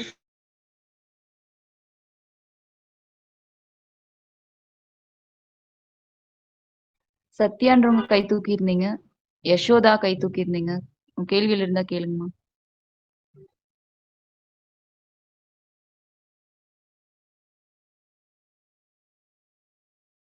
ஹலோ. சொல்லுங்கம்மா. ஆ அக்கா, அந்த தொடர்ச்சியா வந்து இருமல் இருந்துட்டே இருக்குங்க்கா. எனக்கு இப்ப 4த் மந்த் ஸ்டார்ட் ஆயிருக்கு. ம். இருமல் அந்த வந்து ட்ரை இருமல் காஃபா வருது. ஓகே. அடி வயித்துலருந்து இருமல் வருதுங்க்கா. ம். அது அது ரொம்ப நாளா சளி இருக்கு. நான் வராட்டினாலும் சரியாயிடும். சொல்லுங்க்கா. ஓகே. அதான் சளி வெளியேறாட்டினாலும் நம்ம பயப்பட தேவையில்ல. நம்ம முன்னாடி இருந்த வாழ்க்கை முறையில இல்ல மருந்துகள் குடுத்து, அந்த ரசாயன மருந்தானது என்ன பண்ணுமா, அந்த வெப்பத்தன்மை என்ன பண்ணும்னா, இந்த சளி எல்லாத்தையும் உடைச்சு துகள்கள் ஆக்கிரும். அது நுரையீரல்ல அப்படி ம். தேங்கி இருக்கும். அது நம்ம இருமுறப்போ அந்த கண்ணுக்கு தெரியாத துகள்கள் தான் வெளிய வரும். அப்ப அது ட்ரை காஃபா இருக்கு, எனக்கு சளியும் வரமாட்டேங்குது அப்படின்னு நினைக்க தேவையில்ல. அந்த ட்ரை காஃபும் வந்து நல்ல விஷயம் தான். அந்த கழிவுகள் நீங்குது. இதுக்கு எதுவும் பயப்பட தேவையில்ல. ஆ இப்போ ஒரு எளிமையான உணவுகள் எடுத்துக்கிறதும், இல்ல விரதம் இருக்கிற மாதிரி உங்களுக்கு சூழல் இருந்தது. விரதம், ஓய்வு இருக்க முடியும்னா இருக்கலாம். 1 வேளை, 2 வேளை அப்படி தவிர்த்து பாருங்க. நெறைய ஓய்வு கிடைக்கும் உடம்புக்கும். அப்போ சீக்கிரம் வந்து சரியாகும் இந்த தொந்தரவு. அது அப்படி சரிங்க்கா. முயற்சி ஆனா பண்ணி பாருங்க. நைட்லாம் பசிக்க மாட்டுது. நான் சாப்பிடுறதில்ல. ஒரு நாளைக்கு எப்படியோ நான் 2 வேள தான் சாப்பிடுறேன். அது சாப்பாடு வந்து ஒரு வேள தான் எடுத்துக்கிறேன். மத்த டைம்ல ஃப்ரூட்ஸ் தான் எடுத்துக்கிறேன். பசியும் அந்த அளவுக்கு இருக்க மாட்டேங்குது. மதியம் மட்டும் தான் பசிக்கிற மாதிரி இருக்கு. ஓகே. இந்த இல்ல காஃப் வந்து அதனால ஆனா ரொம்ப நாளா இருக்கு. நானும் சரியாயிடும் அப்டின்ட்டு பார்க்குறேன். ஆனா இப்ப வரைக்குமே சரியாகல. அது நிச்சயமா சரியாயிரும். சரிங்க்கா. மாறிடும். பயப்பட தேவையில்லம்மா. ஓகேங்க்கா, ஓகேங்க்கா. இங்க பக்கத்துல தெரிஞ்சவங்க ஒருத்தவங்களுக்கு இப்ப பொங்கல் அன்னைக்கு டெலிவரி ஆச்சுங்க்கா. அவங்களுக்கு வந்துட்டு இப்ப லாஸ்ட் மந்த்ல வந்து இந்த மாரி இருமல் இருக்கு அப்படின்னு சொல்லவும், பேபி ஏதோ வயித்துலயே மோஷன் போயிட்டாங்க அப்படின்னு சொல்லிட்டு அவங்களுக்கு சிசேரியன் பண்ணிட்டாங்க. அதுதான் நம்ம அங்க அவங்களோட கணக்கீடுக்குள்ள போறப்போ அந்த மாரி எல்லா கூத்தும் பண்ணுவாங்க. நம்ம அதுதான் அது அதனால ரொம்ப பயப்பட கஷ்டமா தேவையில்ல. போயிடுச்சு. இல்ல அதான் உடல் வந்து எதனால இந்த இருமல வர வைக்குதுன்றத நம்ம புரிஞ்சுக்கிட்டோம் இல்லையா? அந்த ம். நுரையீரல்ல இருக்கக்கூடிய கழிவுகள வெளியேத்துது. இதுக்கும் அந்த குழந்தை பிறப்புக்கும் சம்மந்தம் இல்ல. இத அப்படி தொடர்பு படுத்துறாங்க. இப்போ அந்த குழந்தை மோஷன் வெளிய வந்ததுக்கு அப்புறம் தான் போகும். எப்போ வந்து அதோட சுவாசம் அந்த தோள்கள் வழியாவும் அது சுவாசத்த எடுக்குதோ, அப்பதான் வந்து மலம், ஜலம் கழிக்கிறது, ஒரு வாந்தி கூட ஏற்படும் சில குழந்தைங்களுக்கு. அதுக்கப்புறம் தான் பசியே ஏற்படும் அந்த குழந்தைக்கு. ஆனா அதுக்கு முன்னாடியே உள்ளே மலம் போயிருது அப்படின்ற மாரி சொல்றாங்க. அதெல்லாம் சும்மா அப்படி சொல்றாங்க. நம்ம அந்த மாரி அந்த கணக்கீடுகளுக்குள்ள நம்ம எதுவும் தேவையில்ல. அங்க சொல்றது எல்லாத்தையும் நம்ம நெனச்சுட்டு விழுந்துட்டு இருக்க தேவையில்ல. சரிங்க்கா, ஓகேங்க்கா. ஓகே. தேங்க்யூங்க்கா. ஹலோ. ஜனனி செல்வம். ஹலோ சத்யா சொல்லுங்கம்மா. இப்போ 7th மந்த் பிரெக்னென்ட்டா இருக்குங்க. இந்த ஓகே. வீட்டு முறை பிரசவம் பத்தி அ அ ஒரு ஐடியாவும் இல்ல. அத பத்தி ஏதாவது கொஞ்சம் சொல்றீங்களா? என்ன மாரி நாங்க ப்ரிப்பேர் ஆகணும்? என்ன பண்ணணும்? ஒண்ணுமே தெரியல. ஓகே. இப்போ என்ன வழிமுறையில நீங்க இருக்கீங்க? நான் எதுவும் மெடிசின்ஸ் எல்லாம் எடுத்துக்கல. நான் பிரெக்னன்ட் ஆனதுலேருந்து நான் பாட்டுக்கு நார்மல் லைஃப்ல இருக்கேங்க. பசிக்கும்போது சாப்பிடுறது, தூக்கம் வந்தா தூங்குறது. நீங்க சொன்ன இது எல்லாமே ஃபாலோ பண்ணிட்டு இருக்கேன். எந்த மெடிசின்ஸோ, டேப்லெட்ஸோ எதுவும் எடுத்துக்கல. சரி. வழிமுறைகள் ஃபாலோ பண்றீங்க. அ இதனால இந்த வழிமுறைகளால சுகப்பிரசவம் ஆயிருமா அப்படின்னா, அ ம். நம்மளுடைய செயலையும் பார்க்கணும் நம்ம. நான் கடைசி நேரத்துல நான் மருத்துவமனை போறேன், என்னால வலி தாங்க முடியல அப்படின்னா, நம்ம வலிய அவங்க வாங்கி வச்சுக்க மாட்டாங்க. இல்ல வீட்ல சரிங்க. ஒரு பிரச்சனை பண்றாங்க, சுகாதாரத்துறை வராங்க, அங்க இடத்துல நம்ம உரிமைய நம்ம பேசல அப்படின்னா, நம்ம செயல் வந்து தவறான செயலா இருக்கு அங்க. அப்போ என்ன நல்ல வழிமுறைகள நீங்க ஃபாலோ பண்ணாலும், கடைசி நேரத்திலயும் உறுதியா இருக்கணும். அப்ப வந்து அ அது இயல்பான குழந்தை பேறா வீட்லயே நடக்கும். இதுக்காக ஸ்பெஷலா எந்த ஒரு வழிமுறையும் ஃபாலோ பண்ணணுன்ட்டு இல்ல. இயல்பா ரொம்ப எளிமையானது தான் அது. ஸோ சரிங்க. இதுக்கு கம்பேரிசன் பார்த்தா நம்ம தாத்தா, பாட்டி, முன்னோர்களோட வாழ்க்கை முறை எப்படி இருந்திருக்கும்? தேவை அடிப்படையிலான எளிமையா தானே இருந்தது. ஸோ அதையே நம்ம ம். பொருத்தி பார்க்கலாம். அவங்களுக்கு எளிமையா தான் பிரசவம் வீட்லயே தான் நடந்தது. அவங்க அது அது அவங்களோட உரிமையா இருந்தது. அத செயல்படுத்துனாங்க. இப்பயும் அதே உரிமை நம்மளுக்கு இருக்கு. உடலும் அதே மாரி தான் இருக்கு. அந்த வழியா தான் அது வரணும். பிறப்புறுப்பு வழியா தான். ஸோ அத வந்து நம்ம புரிஞ்சுகிட்டு, அத செயல்படுத்தினாலே போதும். சரிங்க. ஓகே. தேங்க்ஸ்.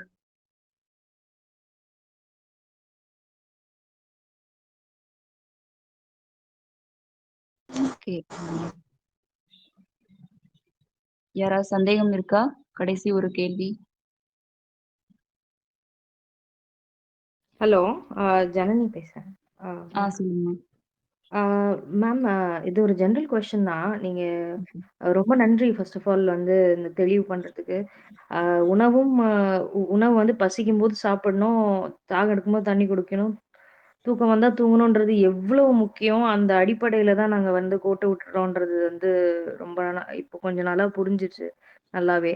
அ எனக்கு என்ன ஒரு சந்தேகம்ன்னா, அந்த பீரியட்ஸ் வந்து அ க நம்ப வந்து கருவுற்ற பிறகும் பீரியட்ஸ் வந்து வரும்ன்னு சொன்னீங்க. வரலாம். அது வந்து ஒரு விஷயம் இல்ல. அதுவும் ஒரு கழிவு வெளிப்போற விஷயம்னு சொன்னீங்க இல்லையா? ஸோ அத பத்தி கொஞ்சம் ஏதாவது 1, 2 எக்ஸாம்பிள் இருந்தா சொல்ல முடியுமா? யாருக்காவது அப்படி ஆயிருக்கா? இல்ல அந்த மாதிரி இல்ல அது கொஞ்சம் ஒரு ஏதாவது கொஞ்சம் ஓகே. டீட்டெயில் கிடைக்குமா? அதுதான் இப்போ நம்ம மாதம் மாதம் நம்மளுக்கு மாதவிடாய் ஏற்படுது இல்லையா? கழிவு வெளியேறுது இல்லையா? ஸோ அந்த கழிவு வெளியேற்றமானது நம்ம கருமுட்டை வந்து அ அந்த ஆணுகிட்ட இருந்து அந்த விந்து கிடைக்காட்டி, அது வந்து சிதைஞ்சு அப்படியே நம்ம கருப்பைக்குள்ள வந்துருது. கூடவே அந்த கர்ப்பப்பையில இருக்கக்கூடிய கழிவுகள் எல்லாத்தையும் சேர்த்துக்கிட்டு, உடல்ல சுற்றப்பட்டுட்டு இருக்க கழிவு ரத்தம், அதெல்லாம் இணைஞ்சு தான் நம்மளுக்கு மாதவிடாயா மாதம் மாதம் வெளியேறுது. ஸோ அந்த மாதவிடாய் அ அ வெளியேறப்போ, இது சிறப்பு தூய்மை பணி நம்ம பெண்கள் பொறுத்தவரைக்கும். அதனால தான் ஒரு அழகோடையும், பொலிவோடையும் பெண்கள் இருக்கோம். இத வந்து இந்த காலத்துல தான் நம்ம வந்து இது ஒரு பெரிய தொந்தரவு அப்படின்ற மாரி நம்ம நெனச்சுக்கிறோம். ஆனா இது தொந்தரவு இல்ல. உடல் வந்து அவ்ளோ அழகா தூய்மை பண்ணுது. ரொம்ப நம்ம ஆரோக்கியமா சுறுசுறுப்பா இருக்க முடியும். அந்த நேரங்கள்ல உடல்ல ஒரு வெப்பம் இருக்கும். அந்த வெப்பத்த வந்து நம்ம தணிக்க வேண்டியது கிடையாது. அந்த வெப்பம் வந்து தேவையானது. அப்ப தலையிலருந்து அந்த 3 நாட்கள், 5 நாட்கள் நம்ம அ குளிக்காம இருக்கலாம். உடம்புக்கு மட்டும் குளிச்சுக்கலாம். ஸோ இத வந்து தொடர்ச்சியா அ தலைக்கு ஊத்தி ஒரு சடங்கு மாரி, இல்ல ஒரு மூட நம்பிக்கையா வச்சு தீட்டு அப்படின்னு சொல்லி வச்சிருக்காங்கல்ல. அப்ப தொடர்ந்து பண்றப்போ, அதனால தான் அதுக்கப்புறம் கிராம்ப்ஸ் அந்த வலி எல்லாம் ஏற்படும். அப்போ அந்த வலி வந்து தவிர்க்கக்கூடியது தான். நம்மளோட வாழ்க்கை முறை. இப்ப அந்த ஓய்வு தேவைப்படுதுன்னா, கண்டிப்பா ஓய்வு எடுத்துக்கலாம். அதனால தான் வீட்ல வந்து தனியா வச்சிருப்பாங்க. எந்த வேலையும் செய்யாம ஓய்வு எடுக்கலாம் அப்டின்ற மாரி. ஆனா, இப்போ நம்ம வேலை செய்றோம். எல்லா வேலையும் செய்யலாம். ஆனா, உடல் தேவை அப்டின்னு உணர்த்துறப்போ அந்த ஓய்வ நம்ம எடுத்துக்கணும். இப்போ இதனால ஏற்படக்கூடிய தொந்தரவுகள் அது கழிவாவே கருப்பையில தேங்கி இருக்கு அப்டின்னு வச்சுக்கலாம். இந்த விஷயம் வந்து உடல் வந்து தன்னை தூய்மைப்படுத்திக்கணும். ஏன்னா, குழந்தை ஒரு புது உயிர வந்து அது வளர்க்குது அப்டின்னா, உடல வந்து தூய்மை பண்ண ஆரம்பிக்கும். அப்ப இயல்பாவே எல்லா உடலும் வந்து தன்னைத்தானே சரி பண்ணிட்டு தான் இருக்கும். ஆனா, இந்த பிரெக்னன்சி டைம்ல அ அ இன்னும் சிறப்பா நடக்கும்னு சொல்லலாம். ஏன்னா, நம்ம ரொம்ப குழந்தைக்காக ரொம்ப ஃபோக்கஸ்டா இருப்போம். அதே நெனப்போட ஆ குழந்தைய பார்த்துக்கிட்டே இருப்போம். அப்ப இதெல்லாம் வந்து ஒரு தொந்தரவா பயந்துட்டு இருப்போம். ஆனா, அது தொந்தரவு இல்ல. எல்லாமே வந்து உடலோட இயல்பு. அது கழிவு வெளியேற்றம் தான் அப்படின்னு முதல் விஷயம் நம்ம புரிஞ்சுக்கணும். அப்போ கருவுற்ற உடனே நெறைய பேத்துக்கு வந்து ஆ பீரியட்ஸ் ஆகுறதில்ல. அந்த 9 மாதம் எதுவும் ஆகுறதில்ல. எண்ட்ல தான் வந்து குழந்தை பிறந்ததுக்கப்புறம் சில நாட்கள் இருக்கு. அப்புறம் மாதம் மாதம் வர ஆரம்பிக்குது. ஆனா சில பேத்துக்கு மட்டும் அ கருவுற்ற காலத்திலயும் வந்து ரத்தப்போக்கு ஏற்படுது. அது பயப்பட தேவையில்ல. பெரும்பான்மையான ஆள்களுக்கு நான் ஒரு வெயிட் தூக்குனேன், சும்மா லைட்டா பிளட் வந்தது அப்படின்னு பயந்துப்பாங்க. அப்படி பயப்பட தேவையில்ல. அது ஒரு கழிவு வெளியேற்றம் தான். ஏன்னா எப்பயும் போயிட்டு இருந்தது, இப்பயும் போகுது. இப்போ எனக்கு தொடர்ச்சியா நெறைய போகுது. பீரியட்ஸ் போற மாரியே போகுது அப்படின்னாலும் பயப்பட தேவையில்ல. அங்க ஏதோ தேவை இருக்கு. அந்த மாரி உடல் வந்து வெளியேற்றுது. இப்போ மருத்துவமனை போறப்போ அங்க என்ன பண்றாங்கன்னா, அதுக்கு தையல் போட்டு விட்டுர்றாங்க. இந்த மாரி போக்கூடாது. இல்ல கர்ப்பப்பை வீக் ஆகுது.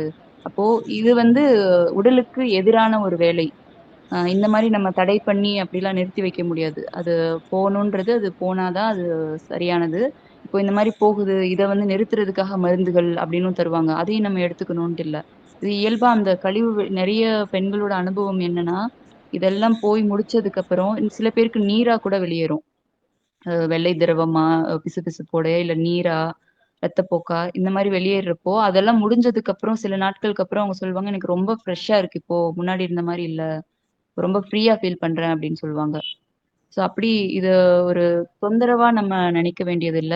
இன்னும் இந்த குழந்தை வந்து அந்த 10 மாதமும் அவ்ளோ அழகா அம்மாவோட உடம்பையும் தூய்மை பண்ணி, குழந்தை வந்து பிறக்குது. அந்த அம்மா அதனால தான் மறுபிறவி அப்படின்னு சொல்றாங்க. அந்த உடலே வந்து புதுப்பிக்கப்படுது. அப்போ இன்னும் அவங்க வந்து இளமையோடையும், ஆரோக்கியத்தோடையும் அவங்களால இருக்க முடியும். அடுத்தடுத்த குழந்தை பிறப்பு இன்னும் அவங்களுக்கு அந்த இளமைய, ஆரோக்கியத்த தான் குடுத்துக்கிட்டே இருக்கும் தவிர, ஆ குழந்தை பிறப்பு வந்து செத்து பிழைக்க வேண்டியது. மாதவிடாய் அப்டின்னா பெண்களாவே பொறந்திருக்க வேண்டியதில்ல, அப்டின்னு எடுத்துக்க தேவையில்ல. இது ரொம்ப இயல்பான ப்ராசஸ். நம்ம தான் வாழ்க்கை முறையில அத சிக்கலுக்கு உள்ளாக்கி வச்சிருக்கோம். ரொம்ப நன்றிக்கா. ரொம்ப நன்றி. அண்ட் ஒரே ஒரு இது இன்னும் ஒரு கொஸ்டின் கேட்கலாமா? சொல்லுங்க. ஆ அ இந்த மாரி சி செக்ஷன் ஆன பிறகு, இப்போ தப்பி தவறி இந்த சி செக்ஷன் பண்ணியிருக்கோம் அப்டின்னா, அது அதுக்கப்புறம் ஒரு இம்மீடியட்டா வந்து நீங்க வந்து கரு உரக்கூடாது. ஆ இப்போ உடம்பு தன்ன தானே சரி பண்ணிச்சுன்னா, நம்ம புரிதல்ல அதுவா வந்து ரெடி ஆகும். அதுவா வந்து கன்டின்யூ ஆகுன்ற புரிதல் இருந்தாலுமே, அது எந்த அளவுக்கு பாதிப்பு ஏதாவது ஏற்படுத்துமா? அடுத்த நார்மல் டெலிவரிக்கோ, எதுக்கோ? ஏன்னா, அ இது வந்து செயற்கை முறையில நம்ம எப்படியோ தெரியாம உள்ள போயிட்டோம். அதுக்கப்புறம் வர்றது வந்து எப்படி இருக்கும் அப்படின்றது தான். இப்போ இப்போ நார்மலா குழந்தை உடனே அ கருவுற்றா கூட ஓகே. ஆனா, சி செக்ஷன் பண்ணக்கப்புறமா அந்த மாதிரி அ ஆச்சுன்னா, ஏதாவது பின்விளைவுகள் ஏதாவது இருக்குமா? இல்ல அப்படி எதுவும் இல்ல. இப்போ குழந்தை அ தவறான வழிமுறைகள் இது பண்ணி அவங்க நல்லபடியா பொறக்கக்கூடிய விஷயத்த கூட அவங்க சி செக்ஷன் மூலமா ஏதாவது ஒரு பொய் சொல்லி சி செக்ஷன் பண்றாங்க. ஆ ஸோ ஸோ அந்த மாரி பண்ணிடுறாங்க. இப்போ அந்த தையல் போட்டிருக்காங்க. அடுத்த குழந்தை வந்து நார்மலா பொறந்துச்சு அப்படின்னா, அந்த தையல் வந்து பிரிஞ்சிரும் அப்படின்னு ஒரு ஒரு தகவல், பொய்யான ஒரு தகவல் சொல்றாங்க. இப்போ நீங்க யோசிச்சு பாருங்க. ஆ குழந்தை வந்து கருவுறுது அடுத்த குழந்தை. ஆ எப்போ அந்த தாயும், தந்தையும் ரெடி ஆகுறாங்களோ, அப்போ குழந்தை பெத்துக்கணும்னு நெனைக்கிறாங்க. அந்த கரு வந்து வளர்ந்துகிட்டே வருது. இப்போ அந்த போட்ட தையலானது கரு வளர்ந்துகிட்டே வர்றப்போ, அந்த வயிறு பெருசாகுறப்போ, ஒரு விரிவடையும் இல்லையா? அப்போ கிழியாதது, இந்த குழந்தை வெளிய வர்றப்போ சுருங்குறப்ப எப்படி வந்து அது வந்து ஒரு பிரச்சனையாகும்? ஆனா இப்படிதான் சொல்லி பயமுறுத்துறாங்க. நார்மல் வந்து ஆகாது. அங்க அப்படி ஏதாவது ஒரு சிக்கல் அப்படி நடக்குதுன்னா, அது மருத்துவமனையில தான் நடக்கும். ஏன்னா, அது நார்மல் அப்படின்னு சொன்னா, அந்த வயித்த பிடிச்சு அவங்க பிடிச்சு அழுத்துறது. நார்மல் டெலிவரி அப்படின்னு மருத்துவமனையில சொல்றக்கூடியதே வந்து நார்மலா இல்ல. ஏன்னா, சுகப்பிரசவம் அப்படின்றது ஒரு சுகமான ஒரு விஷயம். ஆனா பிறப்புறுப்புல அங்க ஒரு கட் பண்ணி, அதுக்கப்புறம் தான் அந்த குழந்தைய வந்து எடுக்கக்கூடிய முறைகள் இருக்கு. அப்போ அது அறுவை சிகிச்சை தான். அறுத்து தைக்கிறாங்க. அப்ப அது அறுவை சிகிச்சை தானே! அப்போ அது வந்து சுகப்பிரசவமா இல்ல. இன்னும் வந்து முக்க சொல்றாங்க. முக்க சொல்றது இப்போ நீங்க மலம் கழிக்கிறீங்க. ஆ நான் டெய்லி அடுத்த நாள் போறீங்கன்னு வைங்க. இப்போ இன்னைக்கு நைட்லேருந்து முக்கிக்கிட்டே இருந்தா எப்படி வரும்? அது வரவேண்டிய தருணத்துல தானே வரும். அப்ப அந்த மாரி குழந்தைக்கும் முக்குன்னு சொல்லி நாளைக்கோ, இல்ல நாளன்னைக்கோ அடுத்த வாரமோ பொறக்க வேண்டிய குழந்தைய முக்கிட்டே இருந்தா எப்படி வரும்? இப்போ குழந்தை உனக்கு வரல, மூச்சு திணறிரும் அப்படின்னு சொல்லிட்டு, அடுத்த வாரம் பொறக்க வேண்டிய குழந்தைய இப்பயே சிசேரியன் பண்ணிடுறாங்க. இப்போ இந்த மாரி முக்குற வேலைகளும், அ முக்க சொல்றதும், அதுக்கப்புறம் வயிற்று மேல ஒரு ஆள் வந்து உட்காந்து அழுத்துறதும், இந்த மாரி வேலைகள் நடக்கிறதுனால தான், ஆ அங்க வந்து பிரச்சனைகள் ஏற்படுது. ஆனா இயல்பான பிரசவத்துல வந்து வீட்டு பிரசவத்துல வந்து எந்த ஒரு பாதிப்பும் இருக்கிறதில்ல. இன்னும் இந்த நார்மல்ன்னு சொல்ற மருத்துவமனையில நடக்கக்கூடிய சுகப்பிரசவங்கள்ல, குழந்தைய வந்து அது தானா வந்து பிறக்கிற வரைக்கும் அப்படியே காத்துட்டு இருக்கலாம் மாட்டாங்க. உள்ள பிடிச்சு அப்படியே இழுத்து வெளிய போடுவாங்க. இல்ல சிசேரியன் பண்றப்பயே நம்ம நெனைக்கிறோம் அப்படியே அழகா இப்படி கைய விட்டு மெதுவா எடுப்பாங்க அப்படின்ட்டு. அப்படியே தூக்கி இப்படி போடுவாங்க அவ்வளோதான். ஸோ அதனால அந்த குழந்தைக்கு ஏதாவது பாதிப்பு ஏற்படாதான்னா, கண்டிப்பா ஏற்படும். அதனால தான் இப்போ சமீபத்தில நெறைய ஆட்டிசம் குழந்தைகள் வர்றதும், நெறைய தொந்தரவுகளோட பிறக்கிற குழந்தைகளும் அதிகமாயிட்டே வராங்க. ஏன்னா அங்க வந்து கையாள்ற முறை நம்ம வந்து குழந்தையோட அந்த உச்சிக்குழி மூடுற வரைக்கும் அந்த தலைப்பகுதிய நம்ம தொடக்கூட கூடாது. பாதுகாப்பா வச்சுக்கணும் அப்படின்னு நம்ம சொல்லுவோம். அவ்ளோ இலகுவா இருக்கும் அந்த தலைப்பகுதி. அந்த பிறப்புறுப்பு வந்து நார்மல் நேரத்துல அ ஒரு எதுவுமே உள்ள போகக்கூடியாத அவ்ளோ ஒரு இறுக்கத்தோட இருக்கிற அந்த பிறப்புறுப்பு பகுதி, குழந்தை பிறக்கிறப்ப எவ்ளோ தூரம் விரியுது.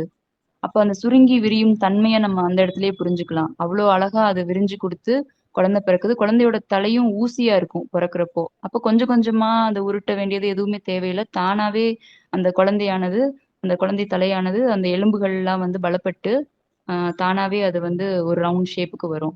அதுவரைக்கும் அந்த குழந்தையோட தலை ரொம்ப மிருதுவான, ரொம்ப சாஃப்ட்டான ஒரு எலும்பு தான் இருக்கும். அத தொடவே கூடாதுன்னு நம்ம சொல்லிட்டு இருப்போம், மரபு வழியில. ஆனா, அங்க வந்து ரொம்ப அசால்ட்டா ஒரு கப்பு வச்சு இழுத்து போடுவாங்க. ஒரு கரண்டிய வச்சு இழுத்து போடுவாங்க. இல்ல குழந்தை வரக்கூடிய தருணம் ஒரு 5 நிமிஷம் காத்திருந்து கூட வரலாம். ஆனா, அவங்க பொறுக்கவே மாட்டாங்க. பிடிச்சு இழுப்பாங்க. இப்ப அதுக்கப்புறம் பிளசன்டாவையும் என்ன பண்ணுவாங்க, உள்ள கைய விட்டு பிடிச்சு இழுத்து வெளிய போடுறது. அப்போ இந்த மாரி ஒரு பாதிப்பு ஏற்படுத்துறப்போ, அங்க தானே அதிகப்படியா ரத்தப்போக்கு ஏற்படும். அதிகப்படியா அ உதிரப்போக்கு ஏற்படுறதோ, இல்ல ரத்தப்போக்கு ஏற்பட்டு போஸ்ட்மார்ட்டம்ல இருக்கக்கூடிய அந்த சிக்கல்கள், ப்ளீடிங் அப்படின்லாம் சொல்றாங்க இல்லையா? அப்ப அதெல்லாம் மருத்துவமனையில தானே நடக்குது. வீடுகள்ல அந்த மாரி இல்லையே! இயல்பா அது ஒரு கழிவு வெளியேற்றமா நம்ம பார்க்குறோம். அது பீரியட்ஸ் மாரி நம்மளுக்கு முடிஞ்சுட்டு, அது இயல்பா முடிஞ்சு போயிருது. ஆனா, பாதிப்புகள் ஏற்படக்கூடிய இடம் அதுவா தான் இருக்கு. அவங்களோட சிலபஸ்ல அந்த மாரி விஷயங்கள் அவங்க பண்ற இடையூறுகளால அந்த தவறுகள்லாம் நடக்குது. இப்போ இந்த அ சிசேரியன் முதல் சிசேரியனுக்கு அப்புறம் 2வது நார்மல் டெலிவரின்றது ரொம்ப சாதாரண விஷயம். அது நெறைய பேரு வீட்ல அத செஞ்சுட்டு தான் வராங்க. நெறைய பேரு வீட்ல குழந்தை பெத்துக்கிட்டு தான் வராங்க. ஆ ஆமாங்கக்கா. அது தொடர்ச்சியா அது நடந்துட்டு தான் இருக்கு. இமிடியேட்டா கருவுடுறது தான். அதுதான் அ ஏன்னா வந்து கேப் விடணும். ஒரு 1 வருஷமாவது, 2 வருஷமாவது கேப் விடணும்னு சொன்னதுனால தான் அந்த கேள்வி வந்தது. ஆ ரொம்ப நன்றிக்கா. ரொம்ப நன்றி. உங்க விரிவான பதிலுக்கு. அந்த கேப் விடணும் அந்த மாரி நம்ம எடுத்துக்க தேவையில்ல. நீங்க தயாரா இருந்தீங்கன்னா பெத்துக்கலாம். ஸோ அதான் அவங்க நம்ம உடல் உடம்பு தயாரா தேவையா இருக்கு அதுவே அப்படின்னா உடல் வர தயாரா இருக்கு அப்படின்னா, ஆ அந்த குழந்தையும் அ அந்த உயிரும் உடல்ல வரும் தானே! இப்ப அந்த உடல் ஆரோக்கியமான உடல் இருக்க போய் தானே, அந்த இன்னொரு உயிர தாங்கக்கூடிய பலம் இருக்கிறதுனால தானே இன்னொரு உயிர் வரப்போகுது. ஸோ ஆமா, நம்ம ஆமா. வெளிய இருந்து இதையும் தள்ளி போடணும். இல்ல இத்தனை வருஷம் கழிச்சு தான் பெத்துக்கணும், இல்ல குழந்தை அடுத்த குழந்தை பெத்துக்கிட்டா ரிஸ்க் அப்படின்னு ஏன் அந்த பயத்துக்குள்ள நம்ம போய் சிக்கணும்? ஆமா, ஆமாங்க. நன்றி, நன்றி, நன்றி. நன்றிங்க.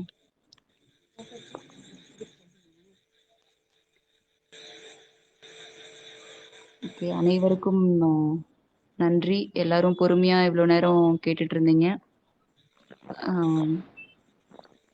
மேம் ஒரே ஒரு கொஸ்டின் மேம். சொல்லுங்க.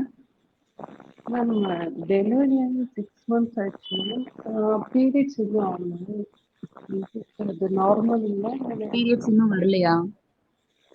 அப்போ ஆனதுதான் டெலிவரி ஓகே. கொஞ்சம் நாள் பீரியட்ஸ். என்னோட 2 குழந்தை பிறப்பும் பார்த்தீங்கன்னா, குழந்தை பிறந்து 1½ வருஷம் கழிச்சு தான் எனக்கு பீரியட்ஸே வந்தது. அது இயல்பு அப்படின்ட்டு எனக்கு உடல் பத்தின புரிதலும் அப்ப கிடையாது. முதல் குழந்தை பிறந்தப்பலாம். அப்ப என்ன பாட்டி சொன்ன ஞாபகம் இருக்கு. இந்த மாரி சில பேத்துக்கு 2 வருஷம் கழிச்சு வருமாமா, அது பால் ஊட்டிட்டு இருக்கனால வராது பீரியட்ஸ் தலை குத்துறது அப்படின்னு சொல்லுவாங்க. ஸோ அந்த புரிதல் இருந்தனால அத பத்தி நான் எதுவுமே யோசிக்கவே இல்ல. ஸோ அதுக்கப்புறம் தானாவே குழந்தை பால் அ புகட்டுறது குறைஞ்ச உடனே இணை உணவுகள் கொடுக்க ஆரம்பிச்ச உடனே ஒரு 1½ வருஷம் கழிச்சு குழந்தைக்கு தானா வந்து எனக்கு பீரியட்ஸ் வந்தது. 2வது குழந்தைக்கும் அதே மாரி ஒரு 1½ வருஷம் ஆனது. பால் ஊட்டுறது முன்னாடியே நிறுத்திட்டேன். ஆனாலும் கொஞ்ச நாள் ஆச்சு. அப்போ உடலுக்கு வேற ஏதோ ஒரு பணி இருக்கு. அத செஞ்சுட்டு இருக்கு. அது முடிச்ச உடனே தானே அது ஏற்படும். அதுக்காக நம்ம பயப்பட வேண்டிய அவசியம் இல்ல.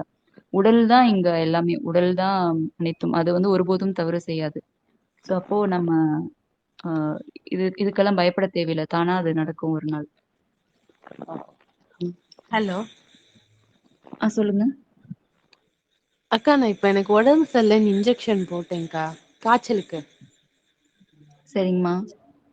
அது எதுவும் இன்ஃபெக்ட் ஆயிடாதுல்லக்கா? இப்போ நீங்க கருவுற்றிருக்கீங்களா? 3க்கா இது. ஓகே. அது உடல்ல நீங்கிரும். நீங்க ஆனா இந்த மாதிரி புரிதல்ல இருந்து வெளிய வாங்க. ஏன் வெளியில இருந்து மருந்து இந்த மாரிலாம் தர்றோம். ஏன்னா அது வந்து நம்ம ஒருபோதும் அது நன்மை செய்யக்கூடிய விஷயங்கள் இல்ல. அந்த ரசாயனங்கள்.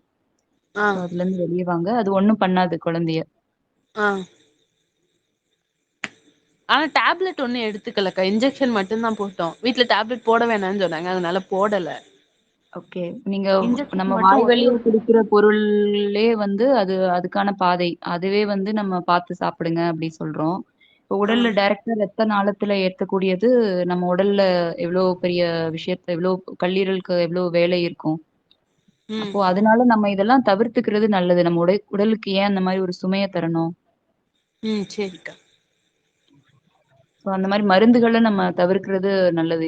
எல்லாருமே கர்ப்ப காலத்துல இருக்க பெண்களும் சரி, குழந்தைகளும் சரி, மற்றவர்களும் சரி, ஆ ம் நம்ம உடலுக்கு வந்து இந்த நஞ்சான அந்த ரசாயன பொருள் நம்மளுக்கு என்னைக்குமே தேவையே கிடையாது. உடலே தன்னைத்தானே சரி பண்ணிக்கும். இந்த ஆ நம்ம நினைக்கிறோம்ல நோயின்னு சொல்லி, அது எல்லாமே வந்து உடல் வந்து குணமாக்கும் வேலையா தான் நம்ம உடல வந்து தகவமைக்கும் வேலையா தான் செஞ்சுட்டு இருக்கு. அத புரிஞ்சுகிட்டு நம்ம பொறுமை காத்தாலே போதுமானது. சரிக்கா.